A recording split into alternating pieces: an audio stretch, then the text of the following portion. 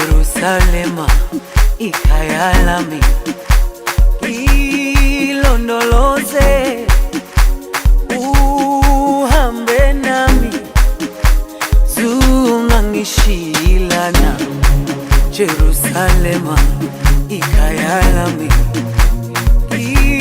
ilondoloze uhambe nami, zungangishilana.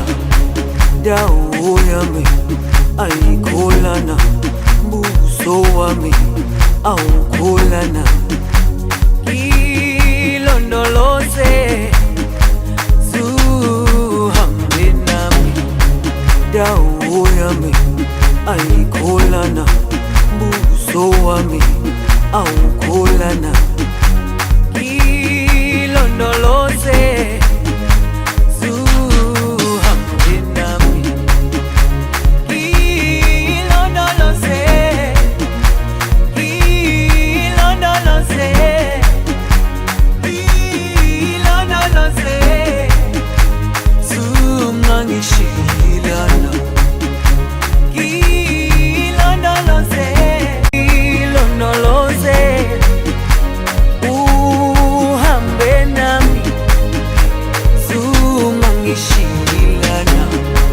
dawo yami ayikholana, buso wami awukholana. Ilondoloze zuhambe nami.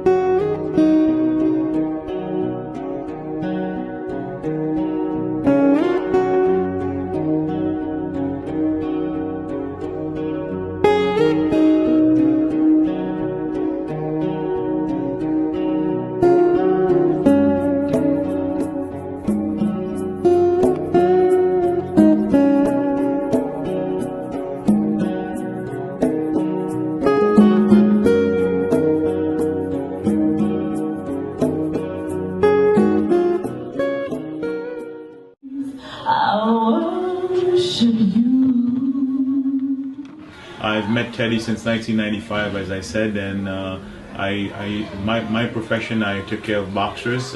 One day I was treating one of his fighters, and I said, Teddy, I have an organization in Brooklyn where there's a high rate of lack of fatherhood in the community, and I met a couple of ministers who were sincere about being big brothers to this community, and would you be able to help? Teddy said, what do you need? Teddy, they're going to turn off the lights. What can you do? Teddy said, call so-and-so and let them know, send them a check. Teddy didn't ask me how much it was, what it was. He said, send me the bill and we'll have the light turn on. And one Sunday we walked in here, the Carnet was ready to come in, and those doors were kept open since 2005.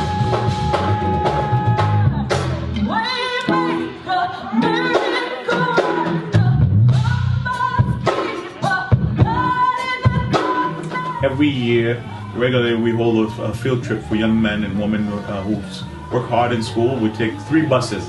And I said, Teddy, we have 3 buses. Which one will you cover? Teddy, give me one. Teddy always write a check to cover one of the buses. And he said, what else do you need? T-shirt. Here's the money for the T-shirt. We have a mobile clinic in Haiti. Haiti is in total mess economically, but we are not giving up on our people. They are our people. and we have 10 nurses working in a center which we rent, and there's a rent to be paid. With the Atlas Foundation, these nurses are able to keep the doors open in Haiti. So those are kept in the United States and in Haiti. Checks are always being written, and exactly what the money is given to us for. All of us are volunteer. Nobody earns a salary. There is zero salary here. Not a dollar or cent goes in our pocket. Every dollar goes right where you put it. Yes, teach them how to play, but we also are trying to teach them how to be good citizen. Right now, they're mostly funded by the parents. We would like to have more help, more sponsors to sponsor the school so we can make it bigger, because we do want to offer more instruments. We are a tight community. We open up our doors to everyone, and we have great dreams. As you see, this building is one level, and our goal is to put an extended level to provide affordable housing. And it starts here, and you see those young men and young ladies playing the violin, build self-esteem. And we are very grateful of this organization, because every year they sponsor us. We invest in those kids, and we really thank God, and we thank you for supporting us and for supporting our vision. You know, as leaders, we are here to serve. Just like Christ, he was called to serve, we are here to serve.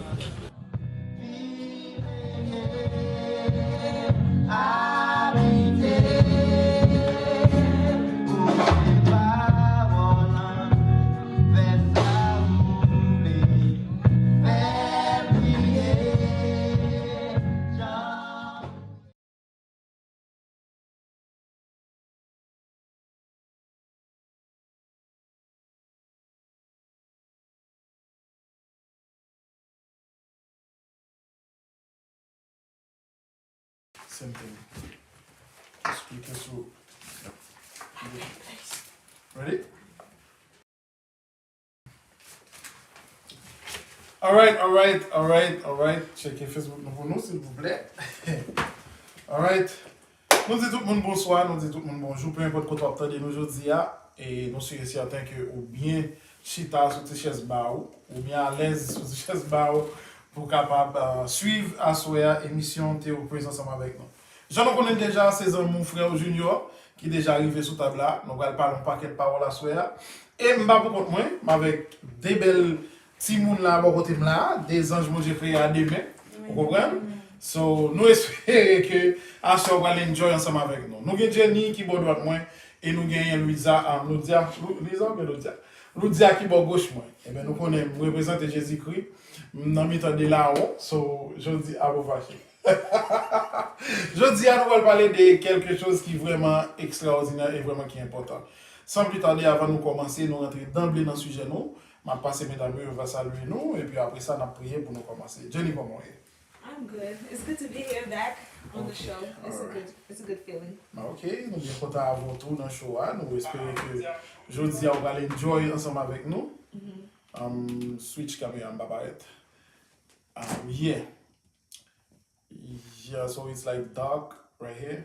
Oh. Yeah, so we're gonna be the hour. You got it? Yeah. So, nous connaissons mes amis, petit problème technique, oui, bah c'est lunettes. Nous avons comment Bonsoir Fabrice, bonsoir Jenny, moi en forme Kassadje. Moi content ensemble avec nous dans soya. C'est sûr que l'émission va être vraiment belle. So, nous espérons ça tout. Nous espérons que l'émission va être vraiment belle à soya aujourd'hui. Alright, sans plus tarder, nous allons rentrer d'emblée dans la prière, nous allons prier pour nous capables de commencer. So, nous espérons que tout le bagage est en forme et nous espérons que tout le monde qui a suivi l'émission pour bien enjoy. On nous prie, bon Dieu. Adorable Père Céleste Jésus-Christ, we thank you for everything you have done for us, and right now, we're gonna talk about some stuff. We ask you, God, to be with us and make everything we have to say will be a blessing for us and will be a glory for you. And who else, God, who watching this show at this time may have something they may learn tonight. And nous te remercions pour grâce et on va arrêter ensemble avec nous dans le nom de Jésus, nous prions. Amen. Alright. As I said, en pile bagay pour tomber aujourd'hui. Tout le monde qui a suivi le show, je suis certain que vous avez vu ça qui est en bas de show.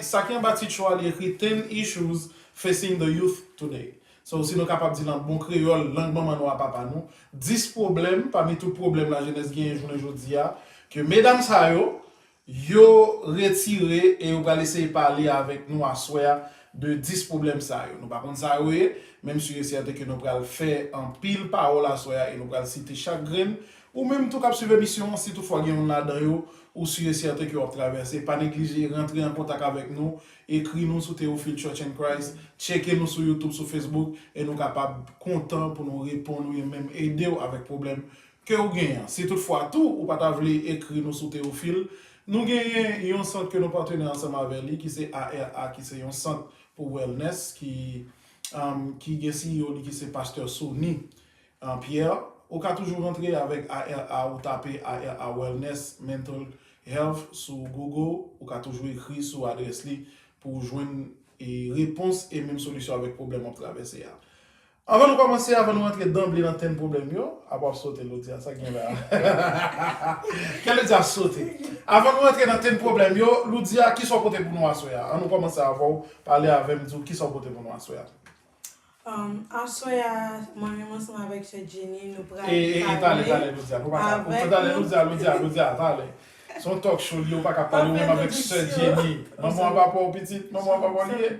Moi avec Jenny. Ok, d'accord. Donc, Jenny, est-ce qu'on est d'accord pour nous dire sœur, dis-moi ma sœur Jenny? Visite maman n'a pas parlé. It's fine. Alright, son côté pour nous aujourd'hui, Loudia. Ok. Nous, ensemble, nous allons parler, nous allons débattre, nous allons parler de 10 problèmes que nous-mêmes, jeunes, nous avons confrontés dans le moment.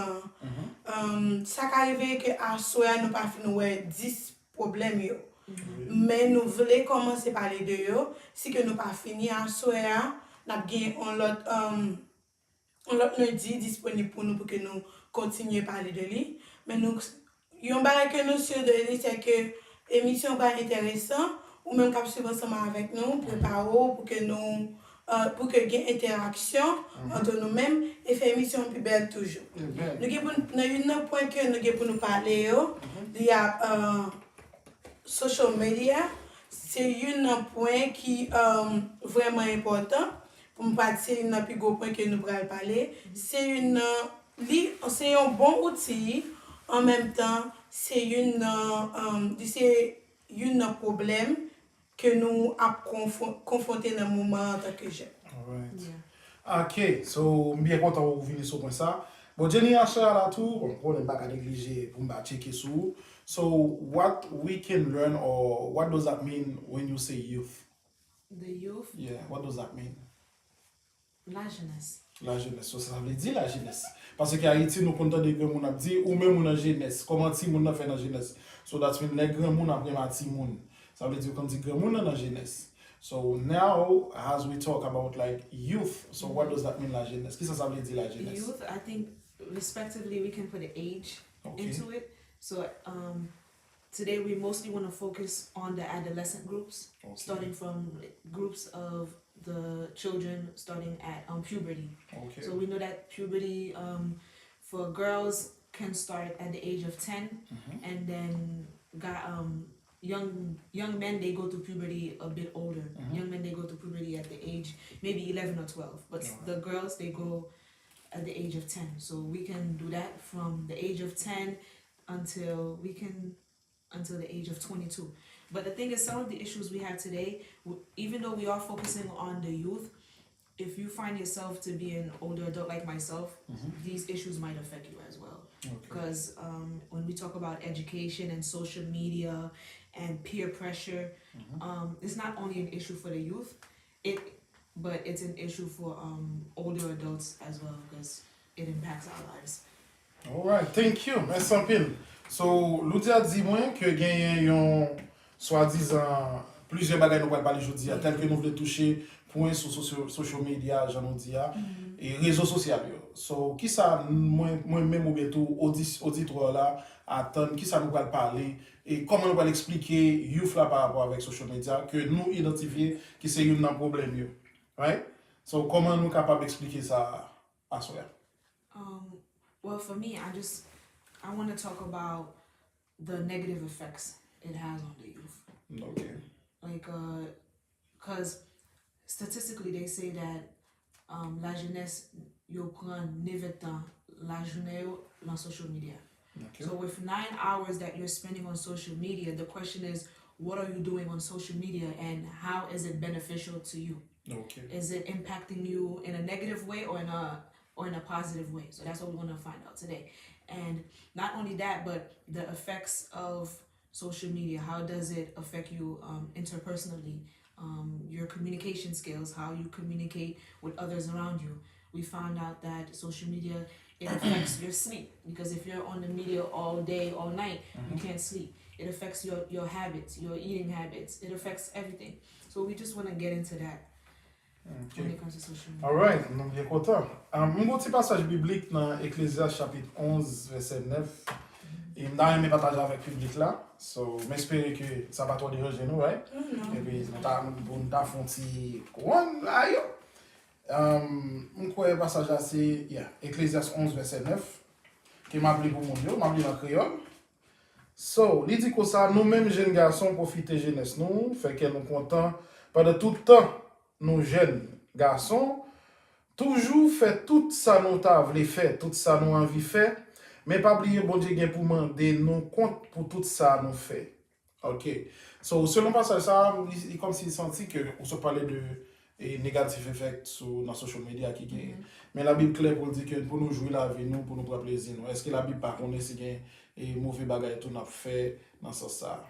The Bible knows, parce que même Jésus était en génial, but even though you're a youth, you are supposed to enjoy your time, Okay. but you are preparing yourself for tomorrow. Okay. Because if you're enjoying your time too much now, and you don't prepare for later, then later when you get older, that's when you get serious, Alright. and you may not have time. Alright, cool. So ou même ma voix, c'est ou rete là silence. Ou rete en silence ou pas dire mais qui ça veut dire? Tout à fait verset. Yeah, même. Yeah, mais interprétation attention ensemble avec les gens quand on dit mais pas oublier bon Dieu qui pour demander nous compte pour tout ça nous fait.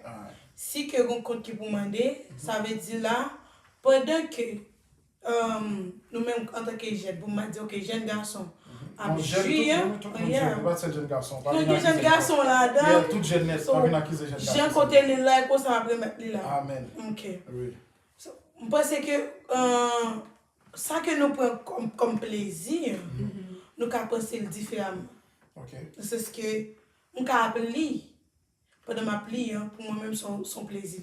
OK. Ça dépend de comment on a dit, qui ça me gêne là-dedans, comment je me sens là-dedans. So, nous savons comprendre que plaisir, terme non petit jeune l'âge. OK. So, plaisir pas veut dire bamboucher. OK. Avec dire qu'on prend plaisir, c'est qu'on Ou pas pas bamboucher. OK. Then, si on arrive à un niveau ça, je pense que, puis bien que ensemble avec vous, pendant qu'on jeune, c'est laisse, on a plus de possibilités, on a tout engouement, on a toute force pour faire tout ça qu'on a possibilité pour faire. OK. Pendant faire là tout, faut penser à demain parce que si que ou pas bien prendre son ou bien jouir jeunesse ou quand même on va un effet négatif. Un effet négatif là on parle venir. Nous savons bon Dieu va rendre compte pour lui. On sentir tout. On sentir tout. Alright, en tout cas, merci beaucoup. C'est verset ça que je voulais partager avec tout le monde aujourd'hui. Ecclésiaste chapitre 11, verset 9. Pour plaisir, nous nous voulons dégager quand nous fait ça, nous voulons, mais toujours qu'on est dans tout ce qu'on fait à bon Jacques de côté pour les derniers jours. Alright? Faire à fort droite seulement pour bon compte rendu de ce qu'on a fait. Anyway, nous parlons de social media negative effect. So, Jenny ou dit nous va parler de negative effect. So, nous t'avons mettant qui negative effect, qui problème qui gagne dans les réseaux sociaux journée aujourd'hui qui a affecté la vie en jeune ou qui a affecté un monde qui sont young people. Okay. So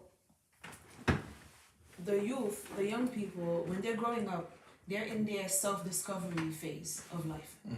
So I am the youth, they're just now discovering who they are, who they want to be. So they don't know who they are yet. Okay. So if you spend your time on social media, there's a lot of influencers. They're all selling you some type of product. Okay. So if you don't know who you are yet, then you are most likely to just, attain to what they are selling, to what they are showing. So now you begin to have insecurities because it's different people on social media. So now you don't know what am I leaning towards. You know what I mean? So it's like you trying to find yourself.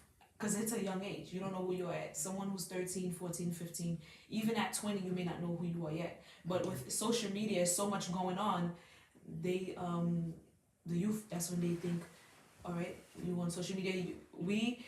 I think that we try to find a way of belonging. We want to be a part of a group. The youth, they want to be a part of something that makes them feel that they belong. And that's where social media comes in, and sometimes they might find themselves in the wrong group. So that's where it becomes negative if you don't know where you're at. Okay. Alright, so comment Marvel would dire? So, on m'a pas checké, you know? Exactly, I know. Ça fait. So, comment, et étant donné que Jenny dit, moun jeune yo, non stade, le fait qu'il y a follow social media, you non stade de discovery themselves, right? So, qu'on y a ABC, qu'on qui moun yo est. Mais qui, gens où est l'église, qui côté l'église campé, dans la partie ça, par rapport avec jeunes qui vraiment influencés par social media yo, et des fois, parents ou bien pasteur ont une petite ligne, et puis petite ligne portable, petite ligne téléphone cellulaire, et puis parents, juste par contre, ça qui passé dans le téléphone cellulaire là. Mais qui, gens l'église, là, supposé camper dans ça pour aider les jeunes à connaître que, et à même identifier partie qui est négative dans social media.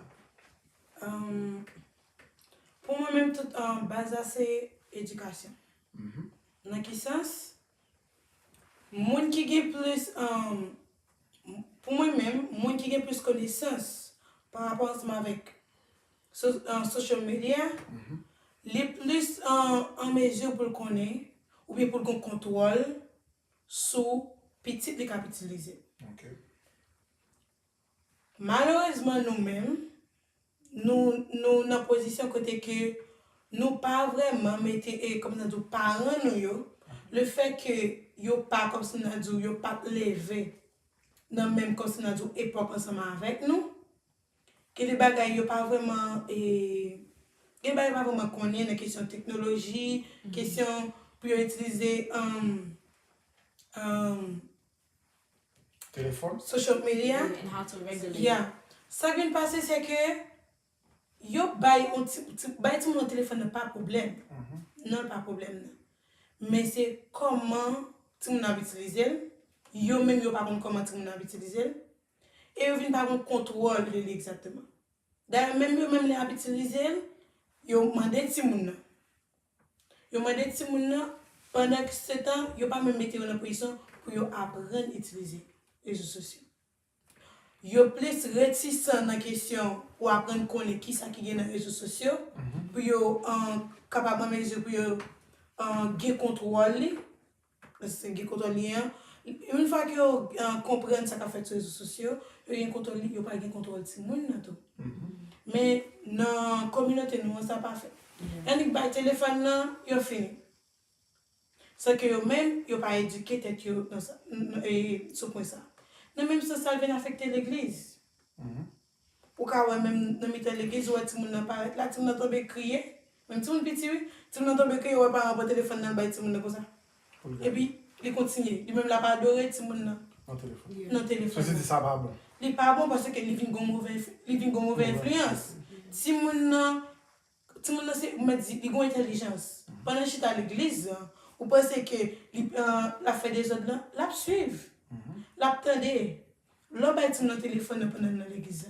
qui ça veut dire en tant que monde qui veut éduquer tout le monde spirituellement ou la chaîne parce que Abdou pas fait ça proverbe dit instruire l'enfant selon la voie qu'il doit suivre non il pas fait exactement lorsqu'il grandit pour pas détourner ou pas faire avec ça parce que nous même dans l'église mettre dit tout grand monde yo même jeunes parents yo tout yo la dans même pratique là nous manquer focus sur un bon côté social media de positivité social media qu'a gagné sur nous comme timoun jeunes et parents nous plus nous mal utiliser. Alright, so une question pour beaucoup j'aime on pas beaucoup marié ou bien petite you know on beaucoup ça mais ça beaucoup j'aime arriver dans pour gagner 9 ou ballon téléphone pendant la crier pour faire le paix. Pas vraiment. Ah bah menti non? Non pas vraiment. C'est vraiment oui. Ah c'est vraiment pas menti là. Non pas vraiment. Pas vraiment, ça pas vraiment veut dire. Il veut dire oui ou bien presque oui, non, presque non. Il veut dire que Ouais. ça fait dans une occasion spéciale. Ok. Mais c'est pas mais c'est bon bail qui fait souvent. Ok. Moi-même plus mais que pour si m'a pas la 9e mieux pour attendre. Ok. Mais ça beaucoup jamais il faut un téléphone pendant crier pour faire calmer yo. Non. Ok. So Bah, ça c'est ça. n'importe les mois ça me faire photo et puis pour me mettre. Oui, mettre la Ok, gueule. bah, bon, Puis bah, souvent par exemple même les yo ensemble avec moi, il a crié même des fois malgré des fois m'a fait devoir mon besoin un petit temps peut-être moi. Puis souvent m'a courir, il mettait les bruits. Et si m'a dit même tout me dit, on connaît par exemple samedi passé, me dit on connaît on peut faire 1 heure dans la télé. Et puis qu'on finit ou pral dormir. Il y a un épisode on est fini, devait me dire pas tati is done. We need to go to sleep. Parce que il commence à apprendre une façon pour utiliser, pas supposé faire excel là. Parce que c'est pas parce que c'est pas tout le monde qui m'aime. Parce que y a pas tout parents qui m'aiment. So sous lever avec un parent qui régulate, like regulate ou dit si mon n'a seulement regarder télévision pour une temps. Après ça that's it. Then that's it. But the thing is with children, gade la ou dit si mon n'a seulement regarder télévision pour une temps, après ça une temps 10 minutes, si mon n'a working and the kids they are so smart. Sure. They know that if you let them do it 10 minutes, you're going to let them do it 20 minutes. Because I think that with parents, they've been losing control. They lose some control of the kids, especially in the public in church. Souvent des petits moun commencent à crier. What do? You just give them the phone. Sometimes, even with other people's kids, m'tende yo commence à crier. M'ba yo téléphone na, m'ba yo ça. That means that their parents do it. Sure. Because not every kid is like that. Every kid you give them the phone means nothing to them because they're not used to the phone. Sure. All right, so thank you so much for your answers. But the thing is, as a young people, how you can help the church get rid of it, and secondly, how you can help the church try to understand how they can use their phone. I think you can how they can control their kids with the phone as a young people. I think it starts from home. You commence la caille. Because mbaka vini dans l'église là pour commencer like bâtir your order, like you know, to start giving them instructions in church if they didn't get the instructions at home. So how you can help? How I can help? I know like the ushers in church, they regulate the cell phones when they see either the parents or the children in the cell phones. They tell them to stop, and they tell them don't use the cell phones If they in don't. church. Sometimes they listen. We in the house of God. They listen. Yeah, I know because Not everyone. yo, I've been once. I saw one kid one time, and he was playing with his phone, and then I said, "So, yo, boy, you have to put the phone in your pocket, or I'm gonna seize it. I'm gonna take it." So he said, "No, you cannot take my phone." So I said, "Boy, you are church. You cannot play with your phone." And he was like, and c'est mauvais, fâché. Et si m'a courir me quoi de casser you know. So how you guys comment nous capable aider l'église kounya? Est-ce que nous pensez l'église t'a supposé une formation pour moun pour parents yo pour t'a montrer venir avec des jeunes tout qui comptent téléphone et qui c'est des jeunes chrétiens comment ils capable gérer téléphone parce que everybody knows dans téléphone là gagne parental control, right? So tout téléphone gagne parental control. So comment nous même nous capable dire leader l'église yo mais ça nous supposé faire, mais ça nous supposé exiger par eux. Est-ce que nous avons une formation nous t'ai faire? Est-ce que nous avons on partie dans ce service là? Nous t'ai capable d'appareil spécialement pour gérer ça. Comment nous même nous capoter appuyer nous pour l'église là, capable de dire par eux mais comment pour bailler ti mon téléphone ou du moins mais comment pour contrôler ti mon avec téléphone. Est-ce que nous pensez que nous avons une solution pour ça? The education part, formation. Okay. Like we can take a day out of the service, nous venir avec tout partenaire and we give them a class how to regulate and how to regulate with the parental control on the phone. Okay. Et vous-même? Je pense que ça dit un bon, mais nous pas oublier tout un autre aspect, c'est que parents qui sont aussi tout jeunes, ils tellement concernés à du gampil, they are going to lab. Qui ça vous fait? Plus souvent malgré yo gen contrôle téléphone, yo connaît comment pour faire tout bagay. Immédiatement j'ai que police dit là, immédiatement que besoin un petit repos, yo sur travail, yo fatigué, gen pile bagay qui comme ça Dieu va aller, yo juste rezien yo lage téléphone nan. Kompren, yo lage téléphone nan, juste pour yo même dans moment pour ka joun on ti la paix. Des fois on fait ça.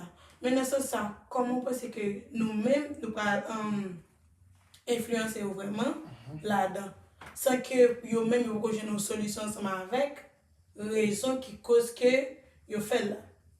So, je pense que il y a les people font toujours. C'est bon bagage que nous quand porter une solution rapide ensemble avec lui. Mais essentiel l'argent que Jenny dit là, nous qu'à commencer. Nous qu'à commencer ensemble avec formation. Mais je pense que le problème là est plus loin toujours et que solution pour nous donner une solution ensemble avec lui, il demande un pile travail. Ok. Ah, so, nous parlé, nous simplement arrêter le téléphone. Nous voulons parler de social media en général. Parce que lorsque nous parlons de social media, nous avons WhatsApp, nous avons Instagram, nous avons Snapchat, nous avons TikTok, nous avons Facebook, nous avons YouTube, et nous avons Twitch, nous avons Twitter. Ce sont un paquet de social media qui existent actuellement là. Maintenant, il y a un paquet de factualité sur TikTok, c'est une social media qui est plus en vogue actuellement là. Les plus en vogue que YouTube, les plus en vogue que toute l'autre réseau. C'est TikTok. Mais nous remarquons que nous sommes plus fort jeunes aujourd'hui addictés avec TikTok. So, le fait que addicté avec TikTok, comment nous-mêmes en tant que jeunes, étant donné que nous avons parlé de side effect, ok, de side, bad side que les réseaux sociaux ont gagné, négatif point gagné, so, comment nous-mêmes en tant que jeunes, nous avons expliqué jeunes pareils, nous captons de nous, comment nous avons supposé prendre des précautions par rapport avec social media aujourd'hui. Parce que il y a une chose que nous remarquons, ou bien nous regarder TikTok, et puis nous regarder des vidéos sur TikTok, et puis nous scroll up, et puis jouer une vidéo pornographique. Ou je un website pornographique. Longtemps que nous connaissons, grand monde longtemps, pas de vle, même on film on regarde, il y a des gens qui ont là, ils viril. Ou bien on fait même. Bon, journée aujourd'hui, il y a une télévision vraiment qui te mettre quoi? Nous sommes lorsque nous à Haïti, Télé Guinée, Télé Métropole, tu toujours mettez 3X. So ça pas pour vous. Parce que vous mettez scène adulte, ou pas regarder ça après, vous continuez à filmer. Bon, journée aujourd'hui, nous regardons nous, les jeunes qui ont téléphone, j'en ai dit tout à l'heure. Ils regardent ça, ils voulaient là-dedans, j'en ai dit tout à l'heure. Maintenant, suite avec TikTok, journée aujourd'hui, qui est en vogue, nous remarquons que les jeunes allaient n'importe côté où voulaient dans le téléphone pour regarder n'importe ça où voulaient. Comment nous, as a young people, as a jeunes même avec eux, comment nous sommes capables de parler avec les jeunes, qui conseillent nous capoter avec eux, suite avec les réseaux sociaux qui viennent à pourrir tout le monde journée aujourd'hui, qui est plus jeune, qui est plus grand monde. Ok, pour moi-même, pas vraiment un gros barème là parce que c'est par exemple TikTok, moi-même pas gagner sur téléphone. Pas gagner raison, c'est simple, c'est que je plus basé sur app qui capable plus comme ça dans du cahier de grandir plus au lieu que une qui pas vraiment comme ça dans qui va plus mettre dans un niveau pour ma distraction. Dans quel sens? Par exemple, on connaît que plus un jeune utilise, par contre un jeune qui utilise. Mais c'est connaître qui ça va regarder.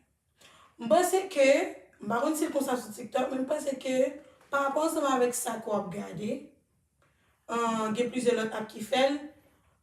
Il y a une question de promotion, c'est pas bon, plus ensemble avec ça, on va regarder, sont intéressés, et puis c'est comment plus de vidéos ça va voir pour, ou bien images ça va voir pour. So, je pense que il y a un point que une partie qui est regardée et qui est campée sur c'est ça. C'est selon ça qu'on va regarder, mais bien que ma c'est comme ça sur TikTok, c'est comme ça, même tu fais promotion pour ça, dans mes c'est selon ça, regarder puis vous voyez vidéo, vous voyez image pour. L'autre bagage que je pense que yo ka fait c'est que si que mon a senti que mais si que mon a réalisé que yon app comme ça nous pas en faveur pour moi même c'est ça plus bon si mon a gagné c'est pas rien sur téléphone. C'est pas rien sur téléphone. Est-ce que vous êtes sûr que vous n'avez pas de TikTok sur téléphone? Moi oui si mon a gagné parce que moi même moi pas gagner. Non, parce que vous n'avez jamais été. Moi, je ne suis pas intéressé à mettre l'enfant partout. Et ça fait pas bien. Et ça fait ça me dit si je suis gagné. Ok. Yeah. Parce que TikTok, c'est même avec Zombie Good et Cell, il va m'en hériter. Parce que les gens qui installé le web, là, non, pas pour désinstaller. Donc pour Facebook, je Facebook. Je suis Yeah, but Facebook, I don't understand. I don't understand people may not have Facebook. Parce que Facebook pas trop en vogue, pas trop chauffé, j'ai TikTok faut chauffer. Yeah, Yeah, et ou même Jenny, qui solution, qui ça ou kabay, qui conseil ou kabay jeune qui regarde. TikTok. I found out about TikTok this year. I found out about TikTok this year. Meanwhile, during the whole pandemic, TikTok was becoming so popular, right? Exactly, for sure. I found out about it this year. Si yon jeune vle retire TikTok nan telefon li, ka retire TikTok nan telefon li. How? You just take it off. So that's the problem. You just take it off. Delete it off your phone. When I was in school, I didn't have no social media in my phone Okay. for 3 years. So you made a choice. I made a choice. It's all Okay. about a choice. So that's the problem. Not everybody is like you. So people cannot make these kind of choice. That's the problem. Because lò commence scroll ou sak sou li, sak so gade, li tou gade l'autre encore. So that's mean lò gade ou 3 heures, 5 heures, c'est ce dit à l'heure. So we pass 9 hours on social media. Doing what? So only scroll up TikTok, scroll up, scroll down. It becomes an addiction after So a that's while. why. So how you can tell them, or how you can say something, maybe that thing you're gonna say might help them to delete it. I think to help them, I would say try to leave social media and attach it to a purpose in your life. Okay. If you have a specific goal in your life. So if your goal is to, if you're in school right now, if you're working or trying to find out, like discover yourself right now, then you might want to take off the social media for, like, give yourself a specific goal for 5 months. After the 5 months, you forget about social media. You might not even want to get back on it. So ça mon appelle fait pour faire un contrat. You focus on what you want to do. So that's the problem now, because I've been like you know bagay que c'est ça que fait ou so dit à l'heure, faut faire très attention à so dit tout. So vous dit negative way. So that's mean if there is some negative There's part of positives it, as well. exactly. There's So positives of TikTok. so how come m'gal dit les TikTok pendant que des fois j'ai besoin on bagay qui est important c'est sur TikTok me joindre. No, it doesn't. You can find it other places. That's why For an it's example, the same social media, right? It is social on media. Google. On Google. TikTok is just the more popular way now. But whatever's on TikTok is on Google. For an example, I was at work. I needed to know how to do a dressing change. For pansement. Right? I go on TikTok. They have it on TikTok. Doctors go on TikTok. They study on TikTok. Exactly. I found out this. I'm like, wow, what is going on? Of course, so that's what I'm saying. It's like we're studying on YouTube. When I was in school, I didn't really open books. I go on YouTube. I do everything on YouTube. Okay. So if you don't find it on TikTok, you can find it on YouTube. You will find it on Google. Because if you go on TikTok, you research one thing, like you guys said, more things are gonna come up. Sure. So if you're on Google, then that means you have a specific agenda. You go on Google. After you find what you need, you close it. All right. Yeah, Et you're- nan mwen pense se ke pa yon sel mwanyen pou ke ou eduke tet. Okay. Yeah. So mwen pense ke si ko realize ke gen diferent fason ko ka realize ke yon app ou bien lor ete sou tel app li pa pote yon bagay li pa gon efek pozitif pou. Yeah. So, ou suppose analize pou wè ke ok, m fè 2 heures temps sur TikTok, m fè 2 heures temps sur tel app. Ki sa ke l pote mwen mwen? Ki sa l fè? Est-ce que gen plus positif, est-ce que fè plus effet positif nan mwen ou bien negatif? Mwen bon eksept ki te se Instagram. Kounya, mwen pa kounya isi on sel bagay fè sur Instagram. Zen. So that's Je mwen ba tombe se zen. Ça veut Mwen fè dire li que pot sur Instagram. sur Instagram, mwen fè li pot 2 à 3 semaines ba jem mwen fè. Yeah. Pour qui ça? Magasin. Pour qui ça? Pas vraiment qu'on dit qui là, parce que je me concentre sur le bagage.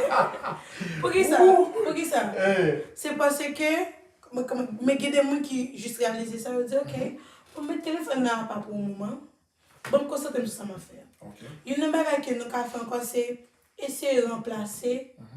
Par exemple, si que chaque soir, nous avons utilisé le téléphone pour 2 à 3 heures de temps. Peut-être que je suis sur YouTube, quelqu'un qui est sur YouTube qui va régler un sérieux, mais je suis sur notre app et que je réalise qu'elle va porter un sérieux. Bon, mais c'est remplacer bad habits ça with a good one. Bon, mais c'est remplacer. Parce que si nous quittons tout vide là, c'est ma pressé retirer et puis pas remplacer par l'autre. Je dis c'est la merci à tête. Also, you know what I noticed with social media? They find a way. The creators of social media, they find a way to regulate it. They have settings. For example, on Instagram, they have settings on Instagram where you put a timer where you put that you do not want to be on Instagram for longer than 20 minutes. So if the creator of the app is in a way thinking of ways to regulate the media for you, then how come we don't think of ways to regulate it? Because I've seen people, like, they pull up their phone, they go on social media, they say, I only want to be on Instagram for 20 minutes. After the 20 minutes, the app closed. Now, Kunya, if you want to go back on it again, now you're going against yourself to say, let me be on it again for 20 more minutes of the day. So they have ways to regulate it. It's just that we don't want to partake. Alright, so that's cool. Anyway, en tout cas, merci pour answers yo, parce que nous pas vérité simplement dans social media. Mais nous ouais tout, avant de traverser dans l'autre sujet, nous ouais tout gagner ça you know this issue yo, gagner dans la que les single parent household. But ça nous pas qu'on là-dedans, mais you know ba moi nous suspect ça bien là. Ça veut nous suspect. Are you from a single parent household, Julie? No, I'm not. You're not from a single parent household? I'm not from a single What parent about you, household. Lydia? Are you from I'm a... not. You're not? So No. you live with both your mom and your dad right now? Yeah, Yeah, I used to. My father passed away in Oh, 29. okay. I used to. So I'm from a single parent We household. will talk about that. No Yeah. worries, no worries. Yeah, so you know effet encore que nous ouais social media a fait. Nous ouais que social media a fait qu'il y a un manque, un lac de communication entre parents. That's true. Est-ce que nous-mêmes en tant que jeunes, nous avons aidé l'autre jeune à comprendre ça et comment nous capables parler? Parce qu'il y a une question qui pull up là, question, forme une question pour nous, vous comprenez?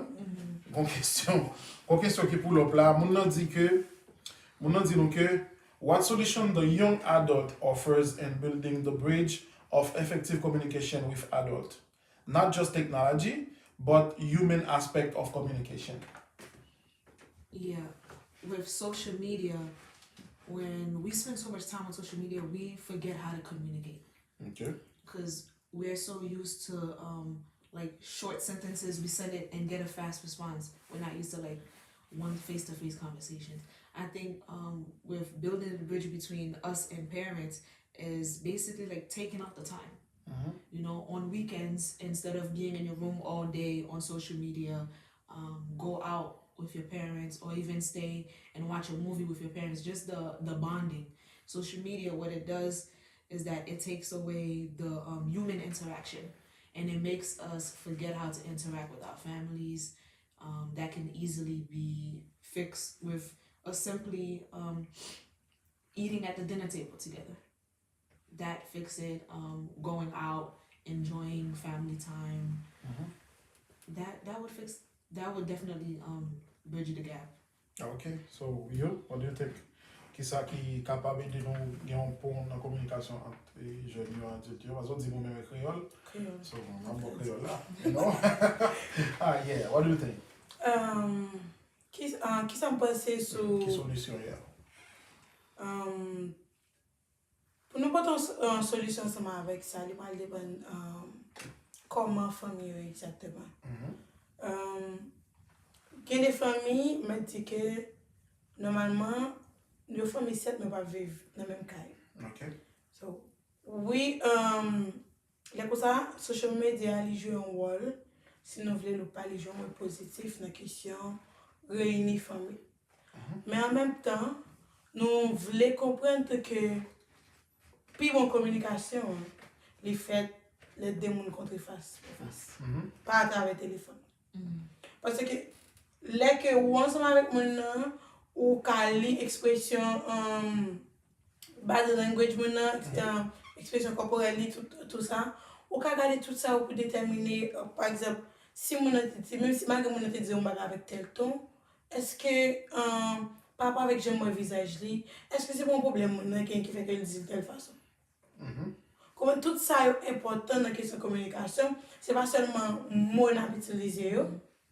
Then, une fois si qu'on a parlé de pour conversation t'as fait par rapport avec social media, bien nous utiliser téléphone nous pour nous faire li pas même pareil. So puis en communication c'est en face à face. Parce que c'est éviter quand on a utiliser téléphone ou bien utiliser l'autre moyen qui a servi une barrière pour nous bien communiquer entre nous.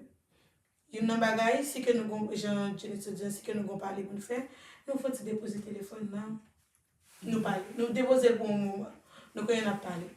Si que nous parlons, il n'est pas facile pour faire, nous commençons avec 30 minutes. Nous commençons avec 30 minutes dans le cas de temps. Jusqu'à ce que nous arrivions à une connexion que nous avons besoin entre nous. Et puis, pour nous garder si ça va marcher. Alright, en tout cas, merci quand même. Bon, l'autre bagage encore, comme qui dit, il y a un problème en pile avec le téléphone dans l'église. Est-ce que nous pensons que les parents sont supposés que le téléphone si mon dans l'église? What do you think? Do you think parents should hold their kids' phones when they are at church? And then after the church done, they give it to them back? I don't think so. For me, it might be possible because I think the children are with the parent. Okay.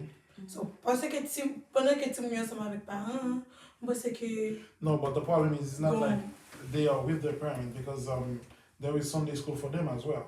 So that's when they go to the Sunday school, that person said the parent must have the phone. Yeah, je comprends, mais dans le moment, yo dans le même établissement. Not really. Dans quel sens? You're pas dans la même classe. Ok, yo pas dans la même classe. Sure, yeah. Mais moi je viens à l'église et tout. Bon, me dis moi c'est pas, mais moi je viens à l'église et tout. Yeah. Combien heure de temps? 1 heure de temps. Pendant 1 heure de temps, moi c'est que tu me font petit comment dire que j'aime ça encore.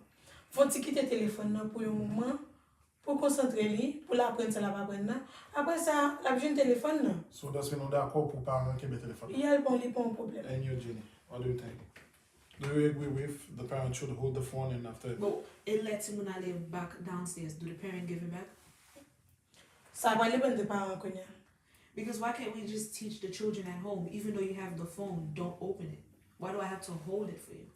Mais moi même dans l'église. Let's say à l'école, tu m'as le téléphone, parents, pas tout côté avec tout le monde. Yeah, mais tu ne pas suivre. Mais tu ne pas suivre. Mais qui ça me pense? Une fois que l'habitude a commencé là, ça arrive tout, il vient prendre habitude dans l'école là. Mais moi-même qui l'église avec téléphone là. Mais moi-même des fois attendez, je tout pour tout le monde là qui fait capitaliser le bien, qui ont déjà pu s'addicter avec eux. So je pense que juste pour une étape, des étapes pour moi-même, il va faire défaut. Si que vous c'est juste pour le cas. Parce que si vous allez l'école, téléphone dans la valise, they don't take it out. They listen to it. Sometimes in certain schools, they listen to the teacher. They don't take it out. Exactly. Some students, they know who to respect and who to listen to. So they don't listen to certain people here in church. They might not listen to their parents. But when they go to school, the phone is in the bag the whole time. Okay. And it doesn't leave the bag. It don't come out in class. Just like us, we're adults. Sometimes we at work, we don't have the phone. No. The phone is in the locker room. We don't even take it out. And that is at our free will. Yeah, so je comprends ça dit hein, on pas contre les. Je pense que si mon a suivre nous t'a supposé comme si nous dit jeune un moyen, une solution ensemble avec lui. J'ai encore dit là si que l'on va travailler ou que locker room pour mettre. Ça arrive en fait tout le monde entrer dans salle tout dit faut se déposer téléphone là juste pour moment. Alors il y a différents moyens, différentes méthodes parce que mon ka garder ce que il ka utiliser. Mais j'en sorti là tout parents sont supposés jouer un gros rôle dans ça. C'est ce que parents sont avec Timonie. Ça veut dire tout ça, oui, parents responsables parce que c'est pas fait travail. Sure. All right. Yeah. All right. Another question. What are the dangers of sharing too much on social media? Vacation, private moment, celebration, happy moment. Could we be harming others while sharing our thrills and adventures? Can we be harming others? I don't think so.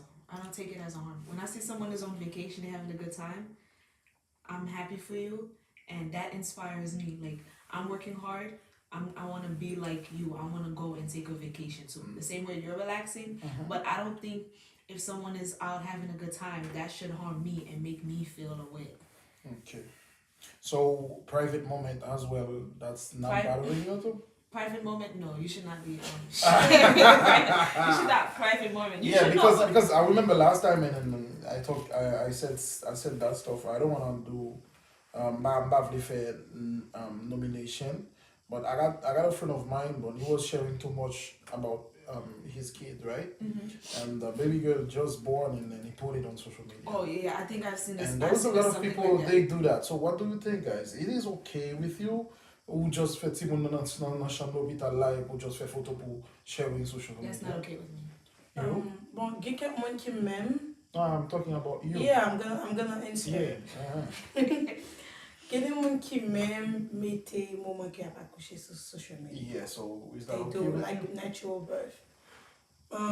Ou fè debye yo? Yeah, Ou fè tout bagay ti moun ap sorti? yeah. Chet. You see everything. Yeah.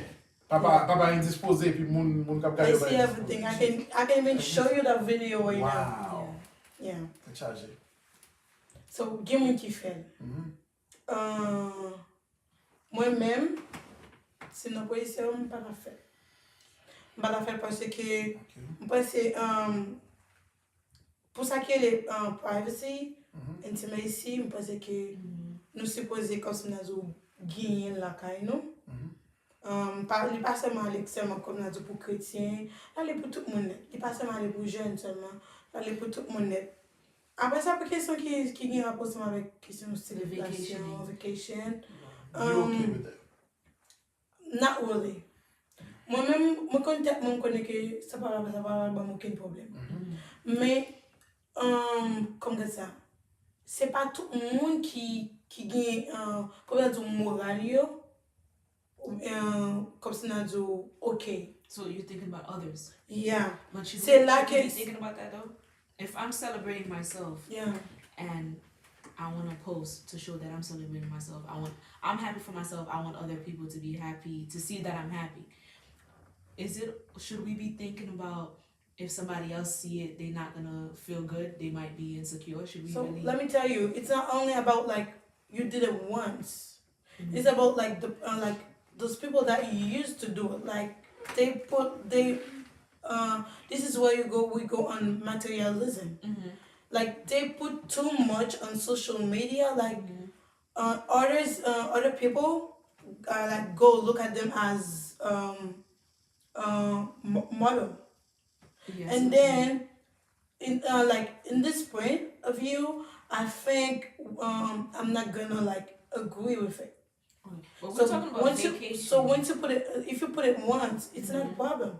But it's like it seems like every day you go on vacation, every day you have something, and then you put it, and then the person that is like maybe is trying to do something will go like, oh, mon Dieu, c'est moi qui pas faire tel bagay. Est-ce que c'est moi qui misérable? Gen moun ki ale nan sens sa. That's true. Ou même quand on parle là-dedans. Mais des fois, il faut nous essayer comme si nous balancer pour nous tous les deux. Bon. C'est dans ce sens là, je dire, ok, on ne peut pas supposer à poster comme si nous tout balancer net. Some vacation, like, ou ka juste gagner comme souvenir, sans pour autant pas mettre sur social media. That makes sense. Yeah. Junior, what do you think? So, But not even vacation. Let's go into like achievements and things like yeah, but the thing is like I always said, like I give you the story of one of my friend. It's like, But that's like a bad situation. Yeah, like that's what with I'm saying. Yeah. because that's the there- person is in a hospital. Exactly. That I understand. But I mean like achievements. All right, So can you imagine a young girl, a young adult, been in school for like been in whatever school. They're in school for law, for nursing, for business, and then they graduate. So what do you think? You think they should post that, or you think they should not post it because maybe someone else who's not there yet may feel the way? The problem is like I said before, it's not like a problem posting stuff on social media. There was no problem with that. And then I was hearing Mark Zuckerberg last time, and he was talking at a conference room, and they was asking him one question, like, so he was at one at this hotel. So what is his name? He said it's private. I don't want to say it. And they asked him another question and said, you called some few people. What was those people you called? He said, oh, come on, guys. That's my privacy. Even the monkey proprietor Facebook, TikTok, and Yeah. Instagram know there is some stuff there private. Yeah, definitely. And I watched him last time doing his baby shower. He didn't have 20 people on it. He just have some couple people and have some bottled water. So why we, moun nou men ki se consumer, et social media, et puis we do a lot. That's my question. And my wife was saying last time, she said, that's their choice, babe. People make choice. And that's the big problem with America. Because we always have choice. And when you do something, even it's wrong, people said, you made that choice. And that's the big problem with democracy as well. I don't want to do politics, but that's the big problem. So when you live like, if it's a kingdom, you cannot do some stuff, and you know it's not okay, you can't do it. But with democracy, you can do because you have the right to do what you want. The laissez-faire And capitalism. that's the problem with that. And we destroy ourselves with that. With my friend, he was like posting stuff, his bedroom, his wife, and everybody. And when I called him and said, yo, what does that mean? And has a question, why you do that? He said, oh, Asian people nou toujou konsa, nou toujou we bagay mal. And it's not because it's bad. But the thing is, that's your private life. That's true. For have been successful or go through some situation at school and spend too much time studying, no sleeping, and after that you achieve something and you put it on social media, I think so that's kind of inspiration for some others. You know what I mean? So I give my story. That's what I did. That's the word I take. Yeah, because So if I can do it, you exactly, can you do it can too. do it too. And that's why I like the word of Nike. He said just do it. And I think so there was another guy. Not only that, but like with social media, it shows you other people doing it. So when you see other people doing it, it inspires you. Of course. And that's the positive. That's one of the positive things. Of social media. Exactly. You see people achieving things. You see people doing great things for themselves, and you look at them. You say, "I want to be there." That's a good feeling. That's a good Exactly. idea. That's a good thought. That for me there is no problem with that. Yeah. Posting like you achieve something and you post it.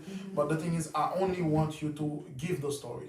Not posting it, that's it, but give the story. Yeah. So okay, I've been graduated. So where? So what did I do? It's not like okay, même si original quand j'ai fait musique, tout le monde n'est pas ton résultat. Even nobody knows what you're going through, what you went through. But they always waiting for and expecting your result. All right, so there is a lot of question coming up, guys, and I know you have 10 points to discuss tonight, and we're going to go all these points tonight. It's like 9:06. Where do we draw the line? What to share and what not to share? What aspect of our albums should be private? I think this question is kind of like, it's very personal. In the sense, like, you're the one who decide what is private and not Okay, and so not okay. private. Let me just turn Especially around as a that question. Christian, That's Yeah. right. Let me turn around that question. As a Christian. As a Christian, what to share, what to not share. So, okay. Can I finish? Exactly. So, I just take the question. In this sense, like, the person is responsible of the consequences. So this is how I see it. Like, for me as Christian, I might see something is not I can share this on social media. It's not really private, but someone else can see it as private. So once I know what I do, and then I know that also that I'm the one who is responsible of what I did. So I need to, once I finish to post it, I need to sit down and then wait for the consequences. It might be good, it might be bad.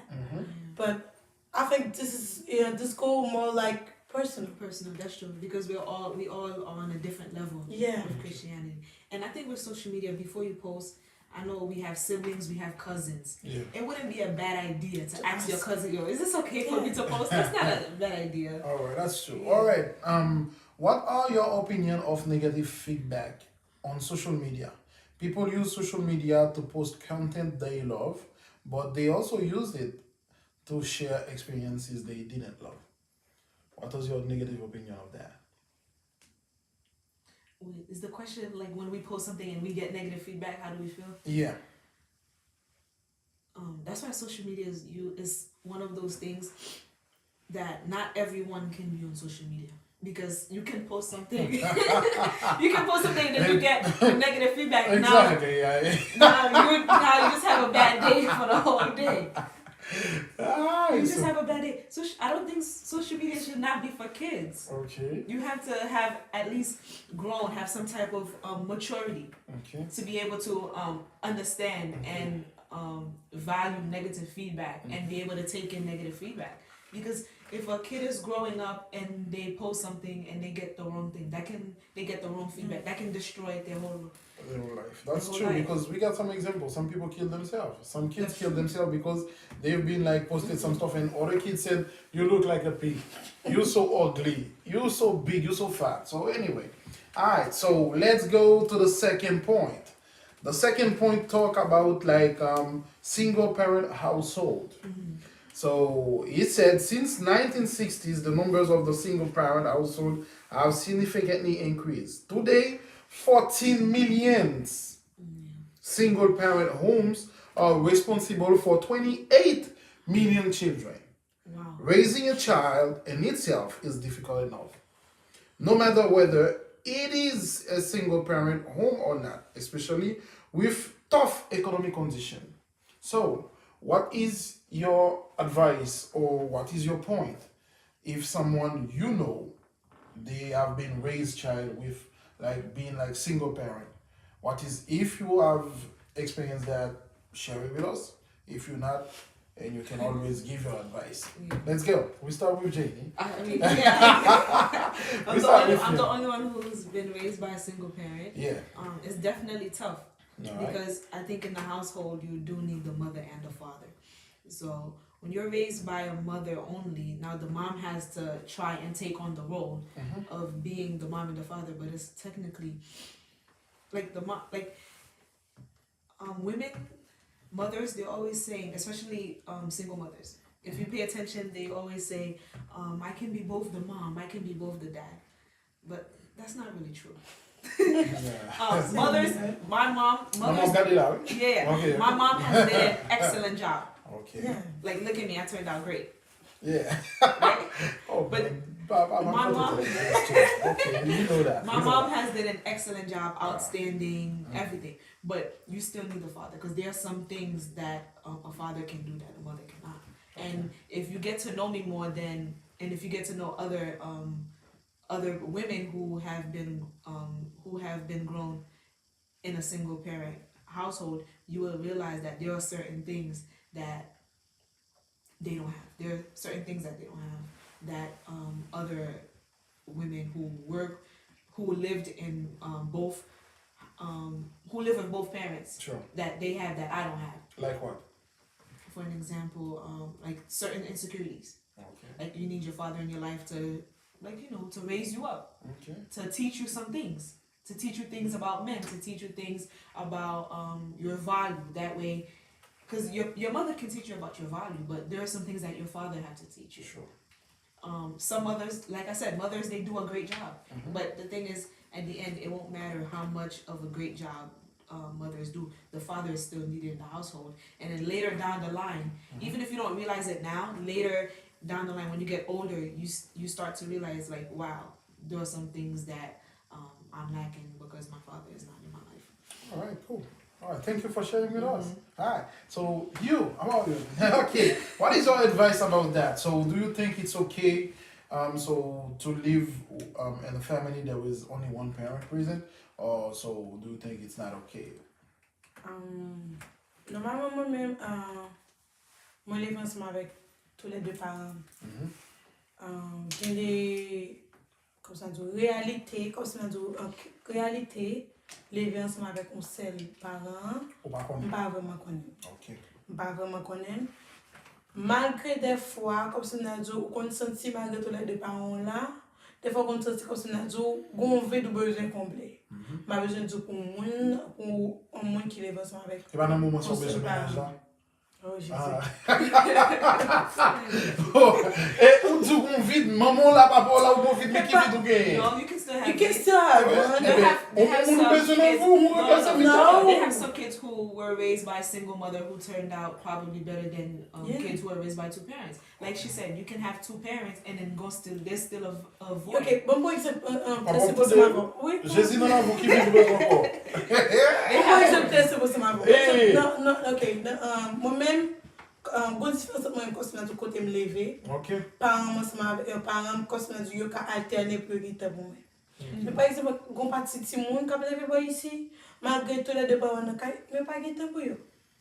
Ok. So, vous comprenez que pendant que gen deux parents dans kay, gen vite, pas besoin de dire pour que pour pendant que on seul parent là, comment vite le costume du Yeah. immense. Ok. So, et dans ce sens, ça pas On va trop une expérience à ça. pas trop d'expérience en même temps, on vient comprendre la réalité comme si on a dit on tient qu'à lever avec un seul parent. Bien que il ne va jamais à 100%. Il ne va jamais à 100% parce que c'est moi seulement qui en penser. En même temps, on seul courant de sur les réseaux sociaux. Côté mon a dit un single mother. Parce que single mother and I'm proud and then mon a montré maintenant qui va sortir pour arriver là. Sans que des fois va un moto qui ça qui gagne derrière réalité single mother.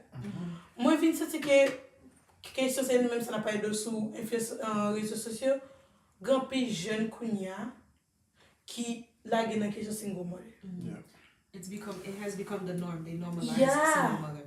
Like it is right. Sometimes I feel like they're not ready for it, but because like I see some people doing it, then I can do it. But they're not ready. They're not prepared for it. So All right. So the thing is like, so you as young ladies, nous c'est jeunes.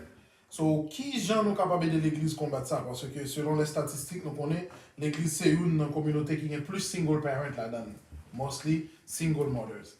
So comment nous capables aider l'église combattre ça? Est-ce que d'après nous-mêmes c'est éducation chrétienne qui est mal faite ou du moins est-ce que c'est leader qui va prendre responsabilité yo? Qui gens nous ca aider combattre ça parce que il y a plus single mother dans l'église que dehors. So how you guys can advise the church and as a young, how you can advise other young women at the church to be careful with that. pour moi, dans l'église nous plus basé nous sur nous tablons plus basé nous sur l'éducation spirituelle que l'éducation sexuelle ou bien l'autre type d'éducation qui gagne. Pendant que l'éducation spirituelle il pas quitter une des. Dans l'éducation spirituelle, là, on montre comment pour nous faire sexe. Non, c'est ce que non, Ok, non, c'est ce que pas me dit. sorti? Attends, ça veut dire yo lié. Yo pas quitter une, il pas quitter le derrière. Ok. Parce que pendant que n'a pas apprendre comme si nous gagne un principe nous gagne en tant que chrétien, c'est ce que gagne ba nous connaît nous pas supposé faire. N'oubliez que sur l'éducation sexuelle là. Ok. N'oubliez que ce que jeune fille qui gagne hormones, un jeune garçon qui n'oubliez pas de ça. Nous pensons que immédiatement que tout le monde a commencé dans l'âge puberté, n'a tombé prier, n'a tombé prier. Ce côté nous-mêmes bon côté pas nous gon parti vieux vieux pensée que nous levons ensemble avec qui vieille mentalité qui tout fait tout le monde oh no, pas envie parler ensemble avec lui. Moi me connais que première fois comme ça n'a son expérience personnelle. Première fois, je connais que moi formé. Ça me rappelle, nous avons pas regardé qui par la suite, on va la Kawasoya. Qui vient parler parler tout coucher. On comprend tout ça. Qui vient parler avec moi sous question comme ça n'a dit puberté. Qui qui relève qui chita ensemble. Personne ne va dire. Papa. Oh papa. C'est lui-même qui relève il dit OK. Il t'a dit vous connaissez comment maman fait? Les maman connaît faire à jeune papa. Oui, parce que le papa qui a parlé de ça. Parce que lui parce que il connaît mais qui travaille mais c'est ça parce que c'est le papa ou le parler de. Il a bon tout, il a maman tout. It could be anybody. Il a maman tout. C'est qui doit plus facile parce que c'est lui-même qui forme. C'est moi qui c'est le gars ou blessé ou peut-être courir ou blessé. Non, maman qui t'a fait premier parti pas là. Depuis ça vient faire des sacs jour. Ah je ne pas pas. Comment ça me dit? It's not the blood of Jesus. No. Yeah, little je ne pas bon. Et papa me fait ça tout presque pour tout petit le gain. Notre tête nous même surtout nous même qui haïtien. Il y a notre tête garçon pas supposé faire ça. Tandis que il pas rien. Il pas chaque monde qui joue ou comme ça nous qui inverser ou il pas un problème. Il suffit que nous sentions que nous à l'aise pour nous et puis nous sentions que nous pouvons faire, nous pouvons mettre petit nous confortable pour que nous éduquions dans tout niveau. c'est ça, l'éducation sexuelle, nous, la question de l'église, Il est pas il fait. n'est pas fait. Il est supposé faire. Yeah. Mais comment comprendre surtout parce que si nous dit qu'il faut l'état fait, mais t'as supposé qu'on ouais pour le faire parce que nous connaissons deux par culture nous en tant qu'haïtiens, il y a des mots nous pas prononcer. La haïtien si nous fait choix là et nous t'a parlé nous préférons parler français pour nous parler du sexe. Pour exemple là, au lieu pour dire sexe pour dire moun nan fait bagaille ou dire sexe de préférence et qui pas mot créole, sexe pas créole. Bon et sexe c'est français, so anyway. Quand tu que la vulgaire. Mais parce que so vulgaire ou non, ça dépend de la façon d'utiliser. C'est même j'entends de musique en première fois. On a toujours dit que la musique n'est pas belle. Mais au fur et à mesure de musique la plus souvent, vous remarquez la beauté de la musique là. C'est pour ça que je toujours pensé. But anyway, so c'est comme ça. There was a question now. The question is, avec raise more single mother in the church, and we have been witnesses d'un paquet single mothers, c'est lui de l'église most of the time qui couche avec eux. Oui, Most of the time. Most of the time, c'est lui de l'église des fois qui couchait avec single mothers quelquefois. Mais comment nous-mêmes nous comprenons ça en tant que leader, leader de l'église, lui je nous sais l'église là, lui la parole et puis le coucher avec pendant que le madame. Et puis même moment, très souvent il forcé des frères mariés ensemble avec les jeunes ça. Mais par contre, ne l'attendent pas marier avec parce que vous remarquez que fille a trop enceinte. Mais là nous venons regarder au fil des temps, nous venons remarquer que monde ça continue à venir à l'église là, personne ne parle de papa petite là. Et pendant que c'est leader à en face qui papa petite là. Comment nous comprenons ça? Wow. Yeah. On peut ajouter ce question.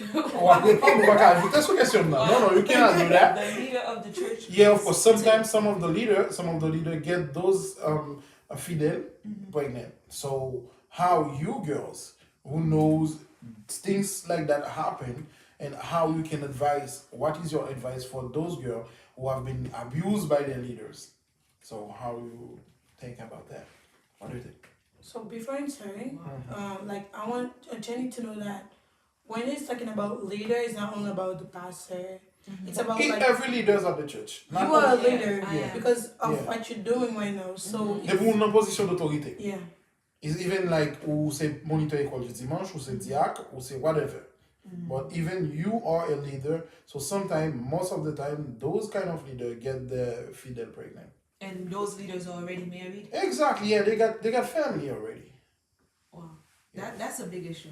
Yeah, so That type of situation need counseling. so as a counselor, how are you gonna counsel people someday? No, not me as a counselor. I don't. To be the counselors, that's a specific profession. They would probably need to go to the pastors for counsel or a professional. Even the pastor get them pregnant? No, I thought we were talking about any type of leader. You Exactly. can go to another pastor, Okay, another alright. or to go see a therapist, because that family would definitely need Eh to. bien, les m'a fait face et youth avec pasteur, puis qui te question ça pour pasteur.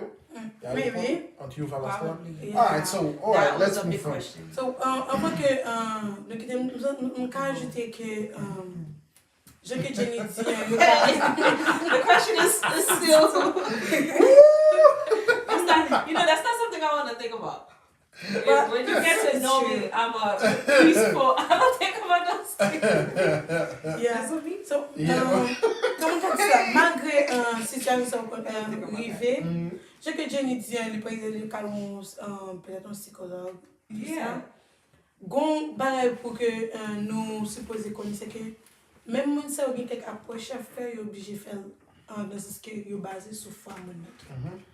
So si que gen approche ça yo dans ce sens que yo tenu compte de foi moun nan, religion, c'est pas comme si on a dit yo parle comme si on a dit fait un approche sur exactement sur religion non.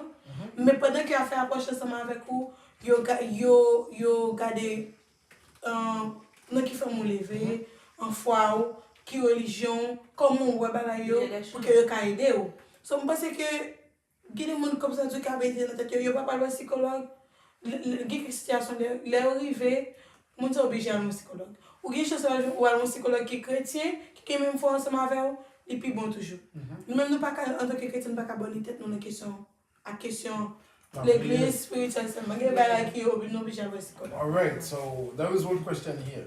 The guy said, hello panel, what are your thoughts on the society where the feminism movement is also shaping to some extend the mindset of the youth.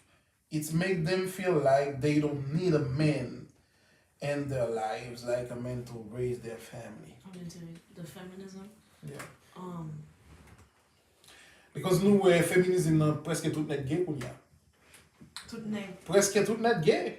Gay? Yeah, of But that's course. not what they're talking about feminism. No, I didn't say that. I'm saying like the movement. That's not. The movement. Whoever asked this question, that's what they're talking about. They're talking about the movement where women empowerment, Exactly. women, they go out, they do great Mais nous, things, people women of women ça, excellence. people là de gay, je ne dis ah. Who, the men? The women? The women, yeah. The women? Yeah, most of them are gay now. So they That said, could be I'm a powerful woman, I'm, you know, black queen, and the black queen has another princess king and everything. But the thing is, hiding. So what your thought? this question is pertaining to, I think, it's pertaining to You want me to read it? women. No, I got it. Alright, I think it's so- pertaining to women, you know, women who are doing great things with their. And they don't need a man. They feel like they don't need a They man. don't They need a probably have like 5 degrees. Exactly. They feel like they don't need a man. I think that it doesn't matter how many degrees you have, you need a Ou ta man. pou ban par exemple sou madame pam. M veni m jwenn ni tou ap travay, Yeah. li tou gen job li tou gen pil l'ajan li, ou kompren sa msou la, li tou gen ide, whatever sal bezwen, li gen machine, li gen tout a That's, fe. so it's hard because Yeah, so think about it. why am If I- why am I if your here wife, for? She's an NP, Exactly. basically a doctor. Especially now, recently, the laws that recently passed. Before, nurse practitioners, they needed to open a business, they needed a doctor with them. But now with the She new laws, doesn't need she that. doesn't need a doctor. Yeah. She can prescribe. So she's a big thing. Exactly. They- So why she's am a I big here thing. for? So it's not even that because technically they believe that women who have all those things, they really don't need your money. Yeah, of course they don't. They really don't. What else can you do? That's it. So now, but the thing is, women, the real thing that we do need men. Oh yeah. We do need men because we don't need your money. We do need men. It don't Right. matter how many degrees you have. That's what she needs me. What you're saying? Yeah. But I find that some men, That's when she some needs men, me. she definitely needs you. Exactly. There's something you give her that the degrees does not give her. Amen. Right? Amen. And I'm not even thinking about that. Amen. Amen. I'm not Amen. thinking about that. Amen. That's the I'm not Holy Ghost thinking about talking. Yes. I'm not even thinking about that. But Oui. Mhm. men complete women. Okay, sure. Men complete women. I would say that question, sometimes men, when they see women accomplish so much and they're not there yet, they may have some insecurities, which they shouldn't have. Because, like I said, men bring something to the table that we need. So this question about like feminism, feeling like we don't need a man, we don't So need a what is man. your thought? Yeah. My thought is that men should not have insecurities from women's excellence. For Okay. women doing great things because we do need you. But I know that there's some women out there who do feel like they don't need They a don't man need there it, for yeah. each. But that's not the case. You will always need a man because So the man is a man. Alright, so what is your thought? It's the same. Or it is the Yeah, same. it's So the that's mean mesdames yo nou bezwen nou an tanke garçon, you know what I mean? So we good. But I would say that the movement of feminism, it came from, it has some positivity and it has some negativity. Because you know back then, women, we did not have the right to vote. Sure. We did not have the right to go to school, to own property, to own land, to own nothing. So now we have the right to do those things. So women, you know, we're celebrating, we enjoying ourselves Much because aid. we have all the privileges that men have. Sure. So it's a good thing, and I think that some women take it to the extreme. Yeah, so there was another question. I hope that person is satisfied with the answers. So there was another question. Every generation blame the one before it. What do you believe your generation will blame itself for? What do I believe my generation will blame itself for? what? I think my generation in the future we're gonna blame ourselves for our insecurities that we have that we don't need to have. So how you can explain that? What kind of insecurity your generation have? Back to social media, and back to social media and materialism. I think that with this generation, we are so materialistic that we don't have value on realistic things. We don't value relationships. We don't put value in ourselves. And I think in the future, that's something we're gonna regret. Okay.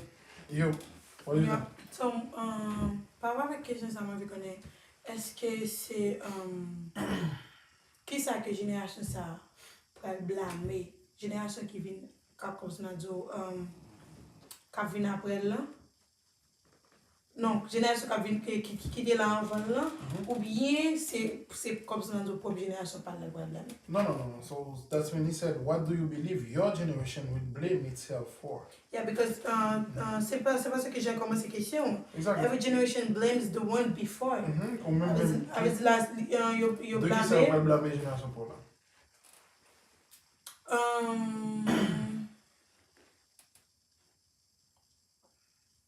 Pour moi-même, depuis ça, il y a que nous pas vraiment. Génération, ça pas une génération comme ça, qui pas un règle là. They are said it? They are said it? I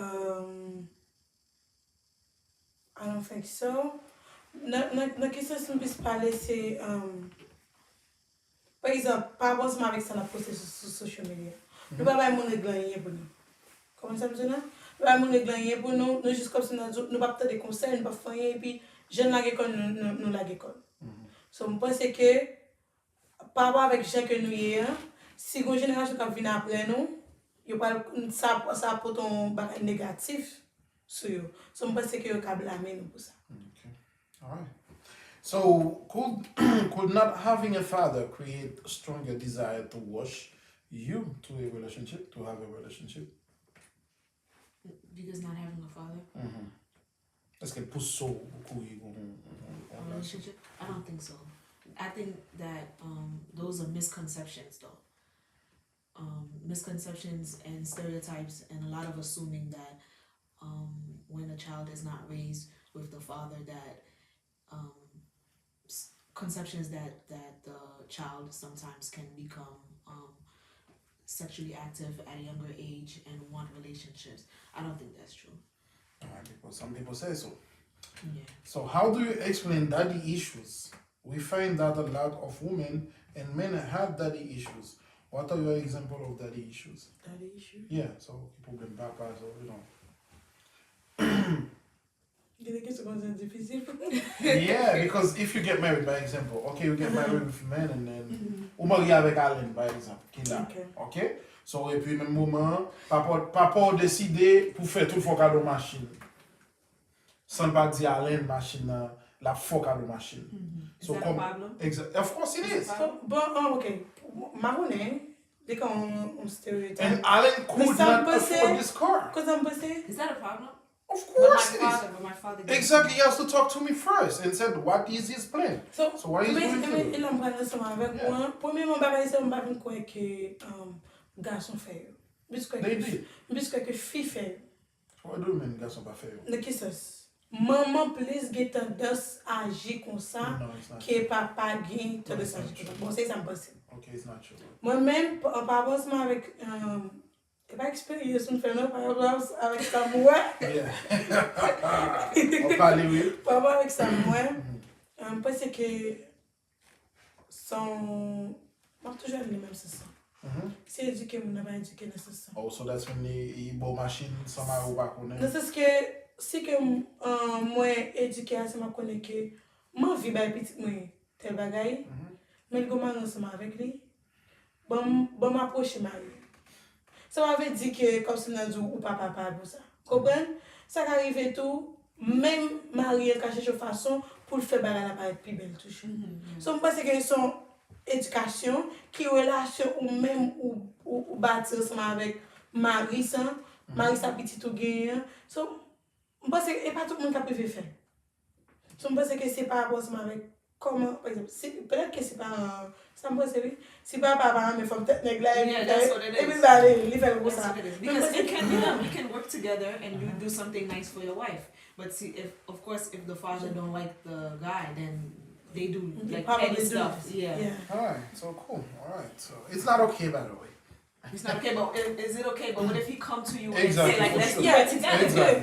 Because the thing is, I always said to everybody who listening or watching us right now, it's like when you get married, like Jesus Christ, like God said in Genesis chapter 2. So if we born together, you know what I mean? So God married us together. So you became mine. So that's when everything. That's why you have my name. So I own you. You Wait, mine. I don't like that word. You see. I own That's you. no. That's what it. I don't think I That's like the that word. meaning. That's the meaning of it. Because that's the same thing. own That's you. exactly. I own you because you are mine now. It's not But is because she- you are a Okay, property. do you You're own not. her and she own you? Exactly, for sure. But the thing is, I'm the one who got maintenance property. Mais meaning language that's lié. That's what the Bible said. That's why when you get married with someone and you have the name of that person. But if I can explain it, it's like, you know, l'optan pe bet. You know, l'optan pe bet. I don't know how they say it in English. Comme si l'op mette ou fin chauffer. No. Ou fin chauffer fer ya, and then you put it right here. You know what I mean? So, ou tan pe bet la. A stamp. Exactly. So you have like Jenny Pierre, DP. So everywhere that person pass, bet sa passe, you dis c'est pour Jenny. Yeah. Because everybody know your thing. But we just had to have some clarifications because some men and some women Yeah, they use it I the do wrong know, way. but the thing is, the problem is the translation because that's what it means. That's why in Hebrew, when you like casting out demon, all of the time you see people asking their names because everything you can have their name, you can control it. That's the meaning of the word and that's the meaning of the alphabet. So whatever saki gen non la dan ou kon non ka kontrole. So that's mean if you have my name, that's why lo wè moun nan mette entre Dignon et Kathleen François Poleis. So that's mean ou mba fin gi Kathleen net. Oh, I see. She can all the time go away. No. That's why in Hebrew So and you the don't like Jewish you don't like people, the the Jewish hyphenated, people, you don't yeah. like the hyphenated. No, the Jewish people, when you get married with someone, you take off all your family name. So you're not your family again. They don't have no right on you. So that's why when you got a problem, so I cannot call them to say Jenny has a problem. They will know after I get everything done sometime. Et ça fait quoi même si moun nan te marié avec moun nan, li divorcé ou li séparé, lè y aller l'hôpital, même si tu gon l'autre moun nan vie ou, depuis on bagay happen pour signer, yo pa prele moun ensemble avec là. They gonna call your wife or your husband. Yeah. So because they know according to the law, so that person is that person who is responsible for you. Okay, so you're saying that married couples who have their names hyphenated, Yeah. that means that those couples they don't truly belong to each No, other. no, They- spiritually. They are still spiritually they're Yeah. still single. No, they're not still single, so that's mean you They won't be still on belong. down pay yo. Or one If for was them, like one a- for that. exactly. That's single. Well, anyway. Because when it's time to check boxes, single or married. So you Single know or married. because about according to the Jewish law and the Hebrew stuff, so that's how it is. But that's why you said when you get married with that person and you just give up on your name and you get the new name right now. Like you got my name, like Police, you got Police. So that's mean I don't have no explanation to give to nobody. Parce que whatever ça qui vaut, moi responsable. Par exemple, il va connaître après, but moi responsable. And that the same way the Bible said, we became one. Et n'importe ça, bon Dieu créé, personne ne va pas détacher. That's why it's so important to marry the right person because you don't want the wrong person responsible. Exactly. But there was a joke right there too. There was a For you. You don't joke. want the wrong person. You don't want the There was wrong a person joke. responsible. There was a joke right there too. They said, si ou gen lou di a Gervais, ou gen bel non sa, et puis lo al Mario a Jesse Bon. So you know they call him Jesse Bon, mother Jesse Bon. So anyway, you're not gonna change it. That's your husband name. What are we talking about? So come on. Alright, so that's the point. The point is like, okay, ou mari avec mon nan, ou pote non mon nan. So that's the same thing with what we was talking about. Like, okay, no problem. Because ou di, comment m'oublier ça nous a parlé à la, oui? Pas de mentir ça. Yeah. Oh, the next question, please. Yeah. So the person said there was another question. Question ça c'était pour Jenny, yeah, I think. Yeah, the question is like, yeah, do you really believe that the many like are? Oh no, so sorry, it's not that. It's not that. Yeah. I have a specific question for you. Yeah, there was one for you, but like, it's concerned, you know. Yeah, could the lack of father figure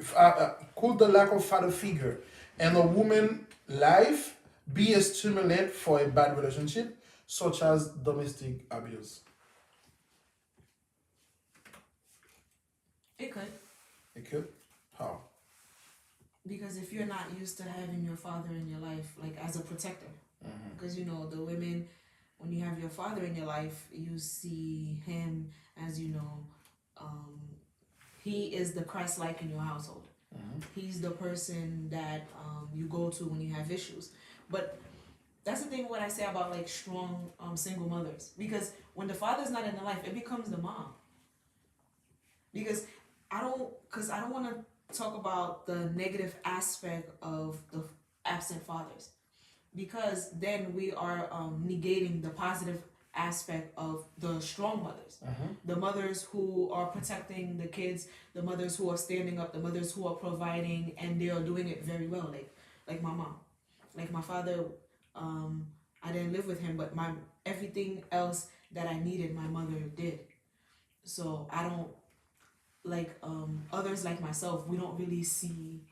I wouldn't say we don't really see a need, but we didn't really lack anything because we're not thinking about like it doesn't really stimulate for domestic violence in our lives. All right. So I personally cannot relate, but I know that statistics does show that not having your father in the household, that it does stimulate domestic violence, starting being sexually active at a young age.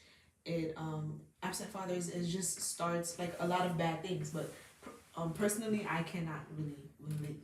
All right. Cool. All right, question for you though.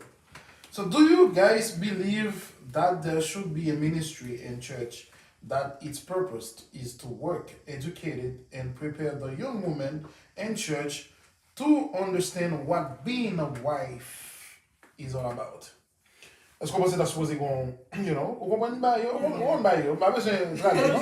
Yeah, you know, okay. All right, let's go. Your thought. Réponse moi, oui, exactement. T'as supposé gagner. Je pense que t'as supposé gagner. Parce que, j'aime te dire là, éducation, en tant que, comme ça, monde qui gagne même foi, qui va aller sur même lignée, éducation t'as supposé commencer à faire dans le temps et tout. Ok?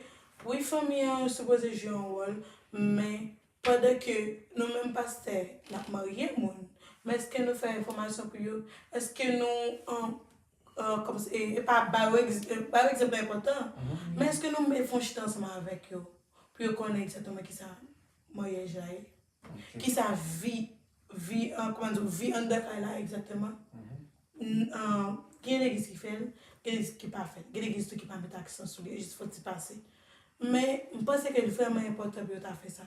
Des fois, couple en passe un mauvais moment, et puis on relève couple seulement. Même si on ne pas connaître, mais il faut un petit chita.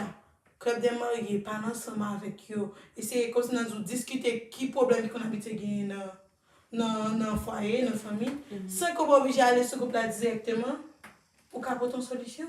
So, je pense que formation, parler ensemble avec eux, éduquer eux, dans le niveau ça.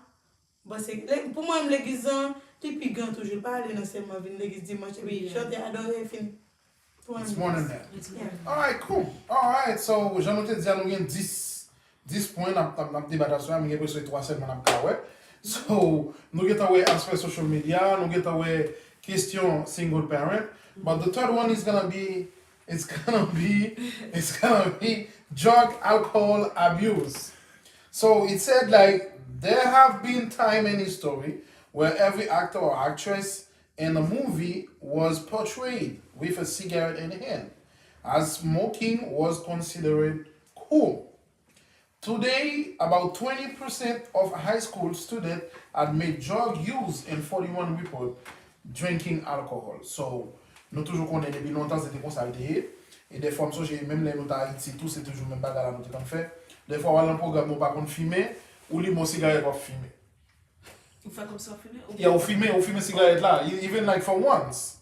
So when I was a kid one time and then malé dans programme avec monsieur, but mon n'a jamais eu mon l'église, beaucoup j'aime connais mon fumer, but my grandmother she used to.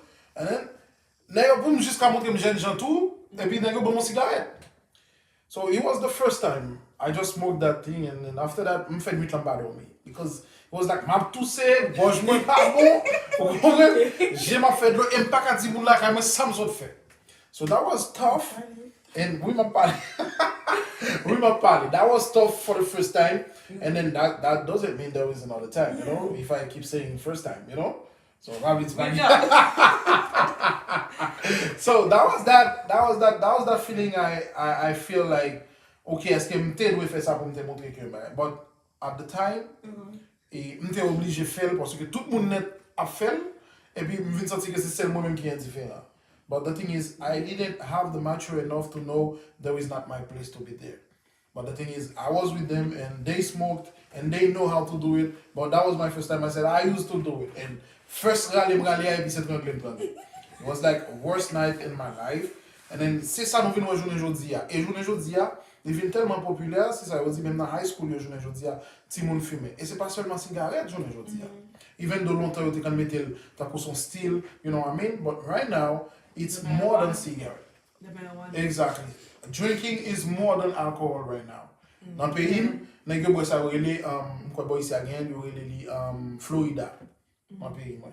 Bagay yo fait bagay magie avec nèg yo boel has a thing for make them high, get them high. So, what is your thought? What is your advice as a young ladies right there on this table? So, what do you think? If it's okay for a young guy to discovering himself or discovering herself, it is okay as a Christian woman to say, okay, I've never been there, let me try. What is your thought? Let's go. Cigarette smoking, marijuana smoking, that's something I've never done. But I remember my first year in high school, it was always Overton. Okay. And actually, I've never done it because I always think that if I smoke cigarette, God is going to make an example out of me. So I've always been fearful for that. But alcohol. Alcohol, let me take a drink too. Jenny a bon coup. Alcohol et puis bon coup. Alcohol. I mean, I socially drink. Do you guys think there's anything wrong with like socially? No, I don't think so. I don't think so. Even Babli ba avin tout ça. Tout à l'heure, mon gars dit m'a forcé mon de clé boy ici. But nous même nous ka parler. Yeah, nous ka parler. I do socially drink. I regulate my drinking Good. to make sure you're still alert and oriented. That you're not like disrespecting yourself because you don't want to disrespect yourself. So I think everything has to do with a moderation. Sure. Because the thing is, when you see kids they drinking and smoking at school, most likely they're doing it at home too. Okay. So it's nothing really new. So I think parents they just need to educate the child, like what's appropriate, what's not appropriate, and what's healthy for them. Because smoking, drinking, if you intoxicate yourself, it becomes a problem. It becomes an overdose. Now you gotta go to the hospital. It becomes a big issue. So it's a lot of education that needs to be done, especially on the adolescent population. Okay. All right. So your thought, Lucia.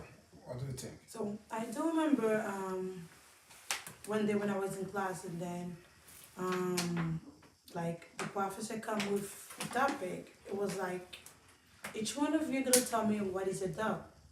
What is a? What is a duck? So it was she was like using like not a video but image of someone that is like carrying a duck that's that had a lot of oil.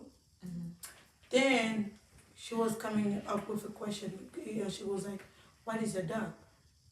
What the person was doing exactly was like washing the duck, like to the person wanted the duck like to be clean. And then this was the question that she asked us, and each one of us has our like own duck. And mine was about like the young population that is that are actually smoking, drinking a lot. So each time I see one of them like this, it's like I feel like I'm sad because I do think so they are doing something but they don't know anything about. This is the first thought that I had. C'est même gens tout comment on dit ça?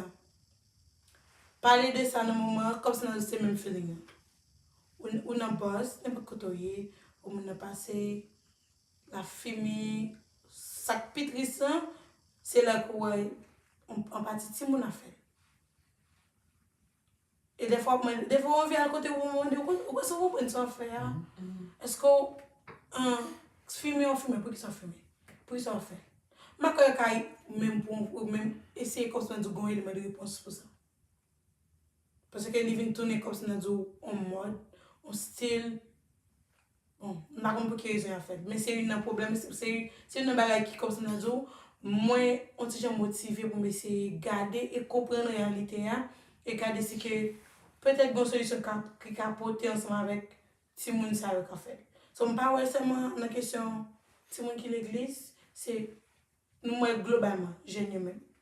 Dans ce sens ça, nous connaissons la réalité déjà.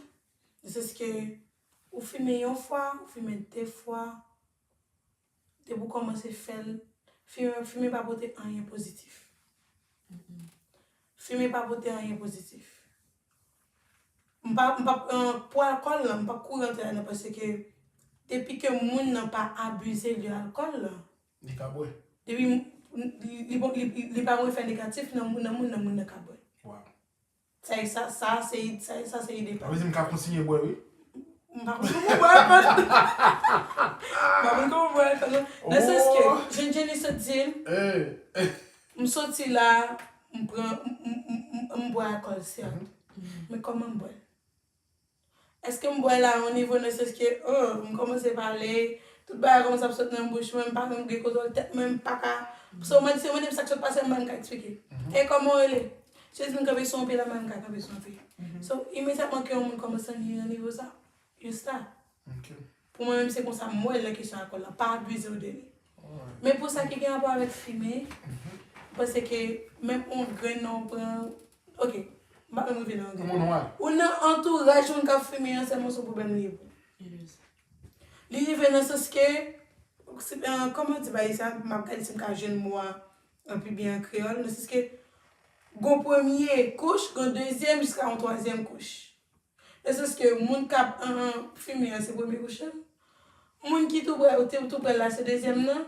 Au troisième couche c'est moun on moun kan dans juste dans net qui ferme dans chambre. Il veut prendre la fumée quand même.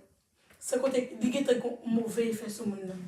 C'est que pareil ça va aucun côté li bon pour mon arriver à faire. Malheureusement il y a des gens qui sont addictés ensemble avec lui. Yeah, and then the nicotine that's in the cigarettes, it's so bad it's so bad for the blood vessels. It can like cause like plaque in your blood vessels. So now your blood cannot pump properly because it's like clogged up with the plaque. And then it's causing like COPD, you cannot breathe properly, it causes weight gain, it causes so many bad things. And then once the person become addicted to the cigarette, it is so hard to get rid of it. Now they have to try and wean you off.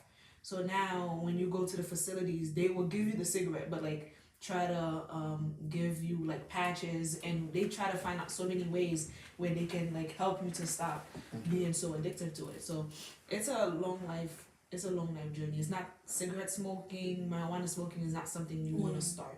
And if you are smoking, then it's something that you want to try and stop before you get older, because it brings about so many health risks. Oh, wow.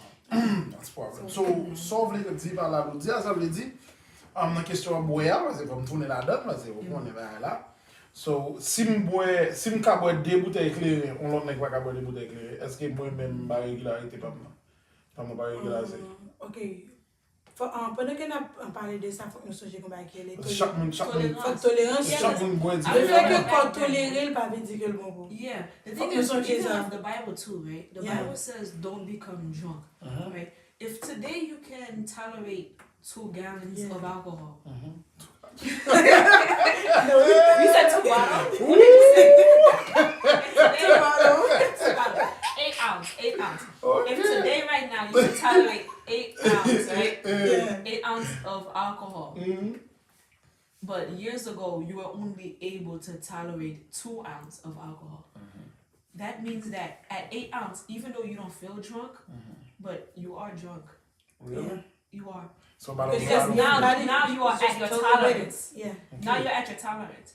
Because drunk, the thing is, we think drunk is when we are disoriented, when we're not alert. No.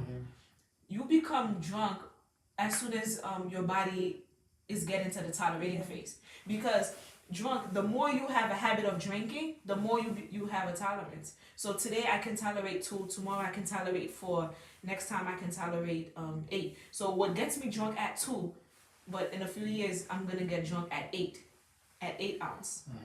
So you've been drunk since 2. You're just not manifesting it. J'avais dit, il y a marché tout sous. It's not that. Pas vraiment songer parti dans quoi qui est responsable pour ça. Mais ce songer le cas dit, lui-même les responsables comme ça pour le bon plaisir. Il y a un passage et il y a un exactement. C'est ça le responsable. Mais c'est même pas là. On va se mettre pour le bon plaisir. That's what the alcohol does. Non, c'est un hormone. The serotonin hormone. Lui-même il là pour que il régularise tout ça comme ça qui fait plaisir. Par exemple, si ou venez rifer dans comme ça leur boire alcool là. C'est ça qui fait plaisir. Immédiatement qu'on va boire encore, il faut sentir oh, man combat là. Faut boire alcool là. Et puis tout. Là, on commence à addicter ensemble avec lui, qu'on commence à tolérer, et puis qui vient pas bon pour. Le fait que qu'on tolère l'alcool là, pas veut dire que quantité d'alcool ou prend bon pour. Mais quelle quantité m'as supposé prendre? Non, on dit quantité pas. OK, quantité d'alcool ou prend, nous tout être comme ça, et il dépend de plusieurs choses. Il dépend de corps, il dépend de quantité, comment on dit ça? Il dépend de corps, il dépend de qui ça va faire dans le moment, quand plus de bagages qui jouent sur lui, pour qu'on ait quantité d'alcool ou t'as supposé prendre. So, comment expliquer ça? Quantité d'alcool qu'on a toléré, ça peut arriver moi-même, moi pas qu'à tolérer. Yeah, that's what I'm Yeah, saying. So mais en même temps, ça veut dire que, en même temps, non, c'est que on peut tolérer. Yeah, c'est qu'on peut tolérer. Moi-même, si mal boire, quand il fait mal, comme on dit, il fait un effet, comme on dit, direct sur moi qui pas bon. Tout ça qui pas bon pour l'autre. Même nous pas oublier, mais en même temps nous pas oublier effet qui pas direct yo. Effet qui prend temps yo pour faire que mais on pas détruire cortical vertical. Non mais ça sont l'autre partie pour nous considérer et il pas seulement pour question alcool, il même genre pour drogue. Drogue même genre pour que guider drogue à prendre, immédiatement commencer prendre les pour retirer les pour comment dire les pour retirer ou pas capable.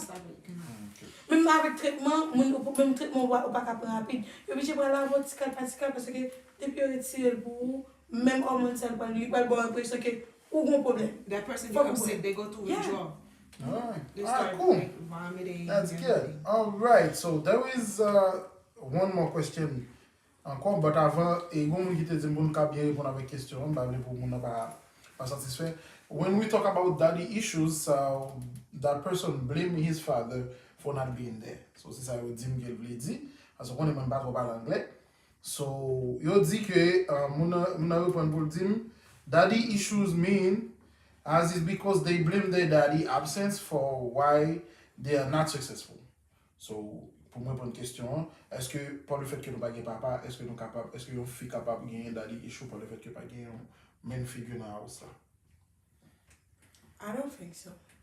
Comme si par rapport par là et puis le fait que ou pas réussi jontable réussir on dit c'est faute li parce que le pas là. Papa me pas là, me supposé réussir dans ça, me rêvé pour mon médecin like a doctor but I couldn't go there so I couldn't achieve it and then I blame my father's absence for that. So what do you think? It is okay for that? I don't think so. I think your dad might be at home, but he didn't play. You still have that issue? Yeah. Oh. He didn't play you said perfectly. Yeah. Then you do have you still that have issue. Yeah. All right, cool. So it depends on you. It depends what on you. do you want exactly? Okay. So do you want to like let your past have like actual effect in your life? That's So true. And then even if sometimes you may not live with your father, but they have some men in your life, like your uncles. They can inspire you. You come to church, you're the men of God in church. Wherever you go, there's men around who can help you through the way. All right. So it's not like there's no men in your life at all. All right, cool. The last question was this morning. Somebody saw the flyer and said, I got that question because I might not be present on live because she has something else to do. And she was asking me if I can ask you guys the question. Please ask them. That's the point. What they're planning to reach out the teenagers from 13 to 19 in our church community. Especially since Sister Jenny has been the president, now vice president, for many years. So what's your plan to reach out to those teenagers at the church from 13? My plan? Yeah, what is your plan? I But think both of you. But the person specifically said, since you was a president, now vice president. I think that when I was president, now vice president, I think I did a great job, but there's always room for improvement. The thing is, I think that sometimes we rely on the church leaders to do so much. Sometimes it gets out of control, out of our hands. Okay. So my plan, and then the vice president, me and Kevin and I, we've been active. But I would say that during the pandemic, we did take a fallback because we weren't really active as much. So the plan has always been, to try to call the youth and try to get them to come to church, try to get them to be involved in activities. But the pandemic is like the youth, they're like completely not interested. So that's when we don't have no youth at the church? We have youth at the church. So We do, but I believe that this person is talking about the ones that are not in church, like how to get them to come back.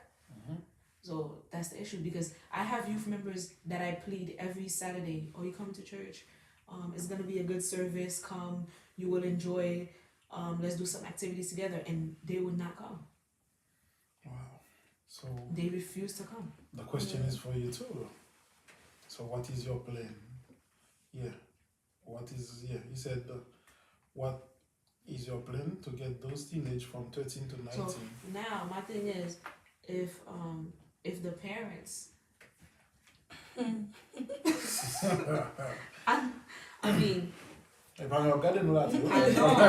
Ay di That's masi why de it's l'Eglise, very, ma responsable. the thing is, it's very hard to put that much responsibility on a person, No, the because part, that's a big responsibility. no, the thing is like, I've been president of youth for several times too. And I think so everybody has their own approach, you know what I mean? Yeah. So, and we deal with different kind of people, because a lot of people sometimes they think the way they used to do stuff back home is gonna be the same here. But I've been watching a lot of stuff, but it's not the same. It's not. So the thing is, that person wanna know, because I think so that person know and think and believe in you, because that person insist and said you can do the job, and said what is your plan now. That's why the person wanna figure out. That's why she said I have to ask them that question. So yeah, them, he said. So what is the plan? Do you plan? Okay, you said you've been calling them and tell them to come. So right now they're not coming still. So there is not very like a youth association at the church, because I never see it since I've been here.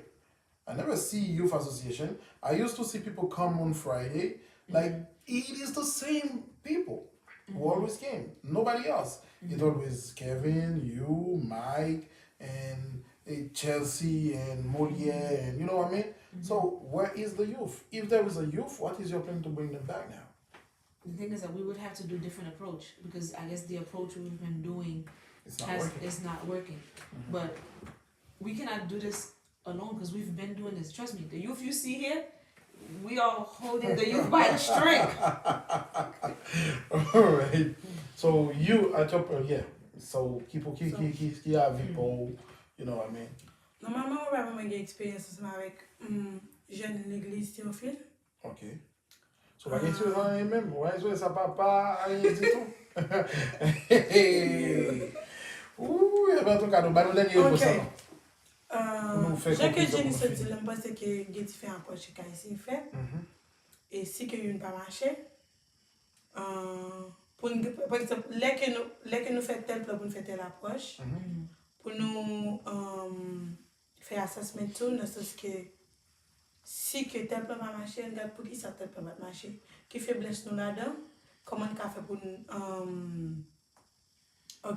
improvement, comment on fait pour nous comment on fait pour nous améliorer. En anglais, il faut oublier. Comment on fait pour nous améliorer ça que commencer. Ok, je ne sais pas ce qui a fait. Moi, je n'ai pas de temps, mais je connais que j'aime mes côtés qui gagnent, comme ça, qui gagnent activité. Côté que je senti yo en valeur, côté que je senti que yo même fait telle action, même cap c'est même cap c'est là. They like to get involved. Yeah. So une fois que nous connaissons que jeunes yo remet comme ça pour yo dans activité puis yo senti que yo en valeur, nous capable mettre yo nous capable commencer mettre yo sous chez l'église. Mais nous créons activité pour yo côté que par exemple tout dernièrement là bien que et pas en pile qui est là mais quelqu'un commencé comment ça me dit non il commence à faire une activité parce que une fois que y a intégré pour yo entrer là-dedans et puis ba yo chance pour que yo garder propre force pa yo qui ça que yo arrive réaliser peut-être pas yo c'est que yo pas senti gon comme ça nous cap qui la cap comment on dit ça comme ça nous yo senti comment on peut exemple ça par exemple ou la compagnie des fois tu as besoin que ou quitter le faire propre expérience parler c'est qu'on va obliger là depuis pas tomber ou va pour te courir c'est ce que des fois ou quitter comme ça tout le monde fait propre expérience parler si la tomber pour tomber après ça pour lever pour dire OK mais qui problème de gain mais que ça m'a bien fait là comme fait tel bagarre bien moi c'est si que une activité comme ça une fois que commencer comme ça OK c'est non telle activité pas quitter bagarre l'église ça me gagne pas intégrer bon faire il faut me faire pour plus envie venir moi c'est que envie venir c'est pas comme ça va me créer pour le faire et intégration va se faire directement dans l'activité de l'église mais par rapport avec quelques autres activités peut-être qu'il y a inter-église peut-être qu'il y a plusieurs façons d'activité parce que nous avons essayé de mettre sous pied pour que yo viennent jeune avant ça ensemble avec. All right. So thank you girls, thank you ladies for having me between you two. So je pense que c'était dernière question et monsieur certain que l'auditeur va regarder reste live là, il a regardé comment nous répondre à la question. Si satisfait la fait me connaître, si pas satisfait tout la fait me connaître. N'a metté un bout là parce que il est en 10h06, nous touché 3 points dans 10 issues et monsieur certain que nous va retourner encore parce que définitivement quatrième lundi c'est lundi youth que lié peu importe côté en tant que jeune et chercher ensemble avec nous parce que nous après nous quand même pour capable venir sur table ça avec nous. Je dis à nous Jenny avec Claudia et lundi quatrième lundi mois de mai c'est où et nous pas jamais connaître parce que nous sur certains des questions conférence moisson etc. So nous disons merci parce que vous êtes ensemble avec nous. Par contre ici mesdames yo un dernier mot à dire pour nous prier pour nous capable finir. Jenny, let's go. What is your last word you want to say? My last word? Jesus has 7. So, how much you got? Nah, I think I'm good. All right. I don't have nothing. The last word of Jenny, she's good. All right, et vous-même, qui last word? Parce que tu me créoles ou parler, je ne vais pas non, c'est là. Et vous-même, et la soirée là, non, je me pose une question. C'est le problème, ça, ok. c'est bien. On ne va pas poser une question. Tant que Socrate, vous répondez à une question. OK, maman répond. Qui last word? Qui dernier word ou bien? Qui dernier mot? Qui dernier mot? Good. Qui dernier mot? OK. Moi, je voulais dire merci ensemble avec chaque monde qui était là, qui t'a assisté nous et qui contribue ensemble avec nous dans la question, poser des questions. Et permettre que nous faisons émission plus belle. Et contribuer là-dedans. Yeah. C'est ça seulement qu'on dit. Yeah. Alright, so, en tout cas, nous remercions tout le monde qui t'a perdu temps, ou te chita, petit chaise bas, ou bientôt chita sur sofa, ou à manger, et pour suivre nous, bon chita, tel Jean-Louis a dit, pour suivre nous pour cette émission ça que nous tenons chaque lundi, 8h, 10h. Nous remercions Alain Guerrier, c'est nouveau caméraman nous dans là. So, nous remercions monsieur. Au fur et à mesure, nous avons fait connaissance avec lui. Ça qui arrive, c'est lui-même qui chita dans le placement là tout, qui a fait émission ensemble avec nous. Nous remercions Jenny encore. On vous remercie à Jenny qui était là. Thank you so much for being there. Merci en forme avec Loudia tout qui était là tout. Nous dit Loulou, merci pour ça. Et nous remercions vous-même tout qui était perdu temps. Nous remercions sœur Ketli Auguste, une fidèle auditeur qui pas jamais manqué, nous suivons certains. Il n'est pas facile pour Chita pour prendre tout le temps ça pour absolument c'est ça. Parce que nous commençons à arriver, mais nous disons merci quand même. Nous remercions Bon Joël, ça a même son tête chargée, sans lui même émission pas belle. So, nous remercions chaque grand monde. Bon Daniel, jusqu'au lié, Pennsylvania, au Philadelphia, nous disons merci en pile. Tout l'autre monde nous pas cité, nous n'en cœur. Mais par contre, nous pas bouqué remercier tout madame qui était rappelé pour dire que Daddy Chou, c'est comment on dit là, c'est moun Daddy Chou c'est moun qui a problème à moun pour celle qui va réussir. Non, moun qui blâme papa yo parce que moun qui blâme papa yo aussi comment dire parce que pas réussi. All right, Sherry. En tout cas, thank you for my wife. She did a great job, you know. That's why. Nous compliquons garçon complique fille. Pas de charger. Pas de charger. En tout cas, merci Sherry. I love you so much. So merci encore girls et merci avec tout le monde. On a prié pour nous finir et ou même peu importe quand on y a, nous prier mon Dieu pour nous capables de terminer. Adorable Père Céleste, nous te disons merci encore une fois de plus pour être avec nous, d'avoir été avec nous ce soir et nous espérons, cher Seigneur Dieu d'amour, que toutes les personnes qui ont suivi ce show puissent trouver quelque chose, cher Seigneur Dieu d'amour, pour étancher leur soif. Et nous espérons, éternel Dieu d'amour, avoir beaucoup d'autres personnes pour nous aider à être encore plus meilleurs et à projeter quelque chose plus bon, cher Seigneur Dieu d'amour, pour ta gloire et enfin pour notre bénédiction. Merci aux deux invités que nous avons ce matin, ce soir bien entendu, et aussi à notre caméraman. Nous te remercions pour eux, cher Seigneur Dieu d'amour, et de continuer à les bénir et bénir notre famille, cher Seigneur Dieu d'amour. Nous allons nous séparer, dernier Père Saint, nous encore, cher Seigneur Dieu d'amour, nous soyons toujours restés connectés en esprit et nous te disons encore une fois de plus merci pour tout ce que tu as fait pour nous. C'est aussi notre prière, non à cause de nos œuvres méritoires, mais par les seuls mérites de Jésus-Christ, lui qui vit, qui règne dès maintenant jusqu'au grand matin de l'éternité. Amen.